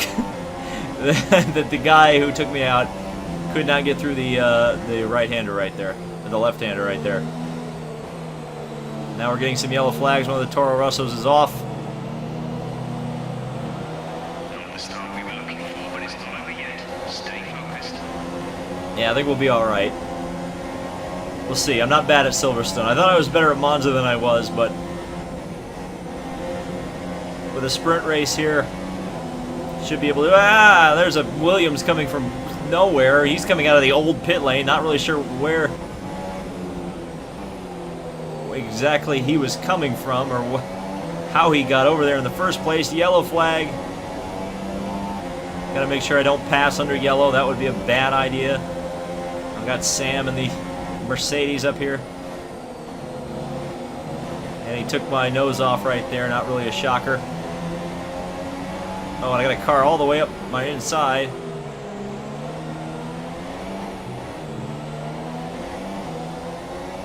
By getting chopped by the Mercedes, the Toro Rosso almost got me. I think I can go flat through turn 1 here. Had to drop a gear, but that's, you know, still technically flat out. Ah, everybody's crashing. And Mercedes just forgot where the track went, I guess. Don't send it up there, Toro Rosso. You're smarter than that. Got a lap in hand on the fuel. Don't want to use it just quite yet. Well, I'm going to outbrake myself. Thankfully, did not spin on the grass. Somehow I missed the grass there.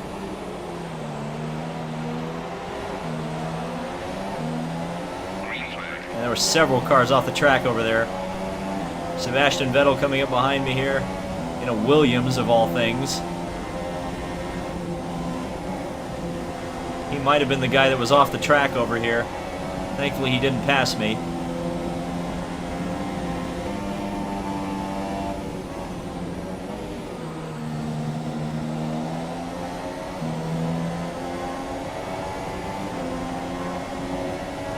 Alright, here we go. We're going to get the DRS enabled next lap. Doesn't look like that Williams is really going to need it, though, does it?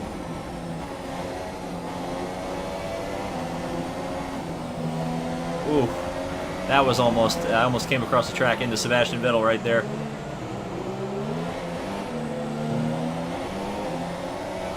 Wouldn't that be funny if that's actually the real Sebastian Vettel? Race officials have enabled DRS. There's no way in hell it would be, but it'd be funny if he posted or he played on Xbox under his own name.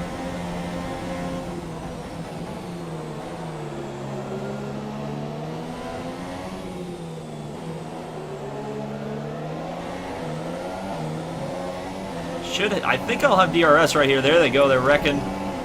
Yep, I do have DRS. There was the other Williams that went off the track over there. And the Haas decided to not play nice with Sebastian Vettel right there. And Vettel is not playing nice back. All right, going up into the rich fuel mix. Time to make up some ground, hopefully with guys running up next to each other, running into each other. Which I suspect these two are about to do.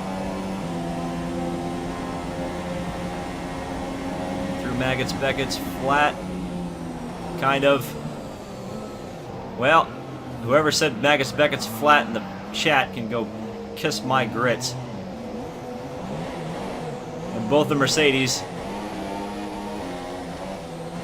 came by me. Got DRS somehow out of that. Not sure how that works, but okay.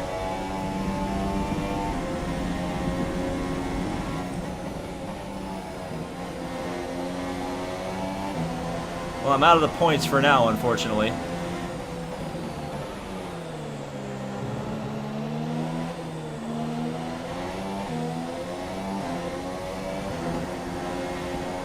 The gap to the car ahead is 2.7 seconds.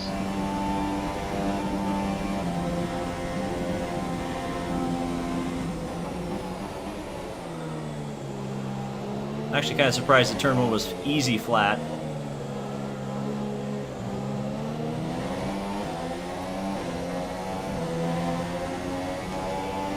And the Sauber behind me is unfortunately, I think, got DRS. If he's not, I'd be very surprised.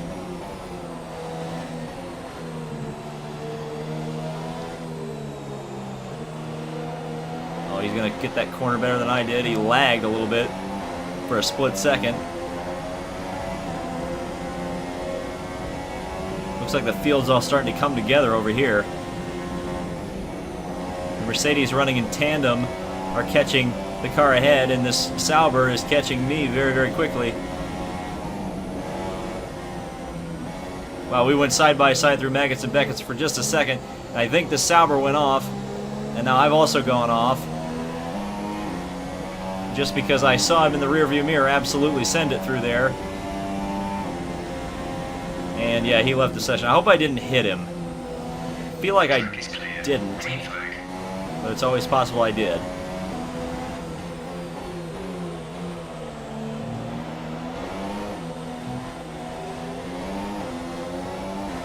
So where are those Mercedes? They're right up there. This is your final lap. And white flag. Saved plenty of fuel at the beginning of the race.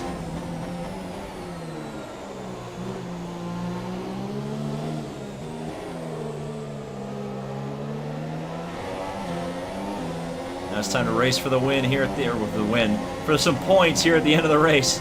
Got 3 positions I can make up, and 2 of them will gain me more points.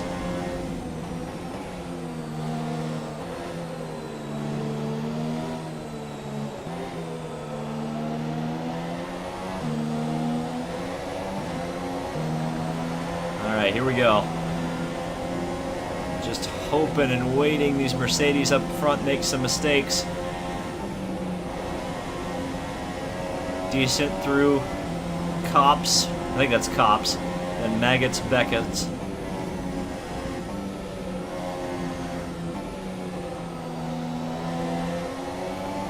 I'm not going to have DRS, but that Mercedes certainly is. So hopefully those 2 Mercedes in front run into each other. Please run into each other. Come on, Beaker Bros. Punterino. Here we come. Racing for not a point right now.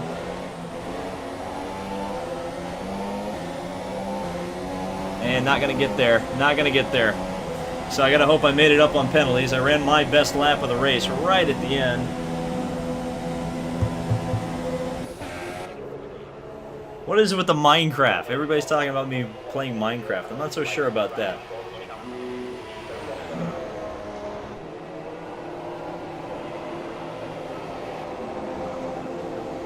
Well, it looks like all the Ferraris finished in the back, which is interesting. The Haas is going to finish the race here. And we had a crash right at the end. Haterade and the Senna knockoff helmet just crashed. Fresh LP will go through. Haterade is going to have to slowly make his way. Well,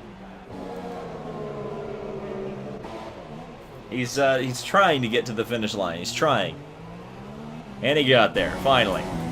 So, that was F1 2017, played like an absolutely filthy casual. I hope you've enjoyed this. If you have, leave a like on it, and let me know down in the comments what you think and whether or not I should do this again. Thank you guys who showed up for the live show. Thank you guys who showed up for the post show, and appreciate it, all of you. Let's take a look at the. Oh, I advanced. I was gonna take a look at the penalties, but whatever. Thank you guys so much for watching, and we will see you in the next video.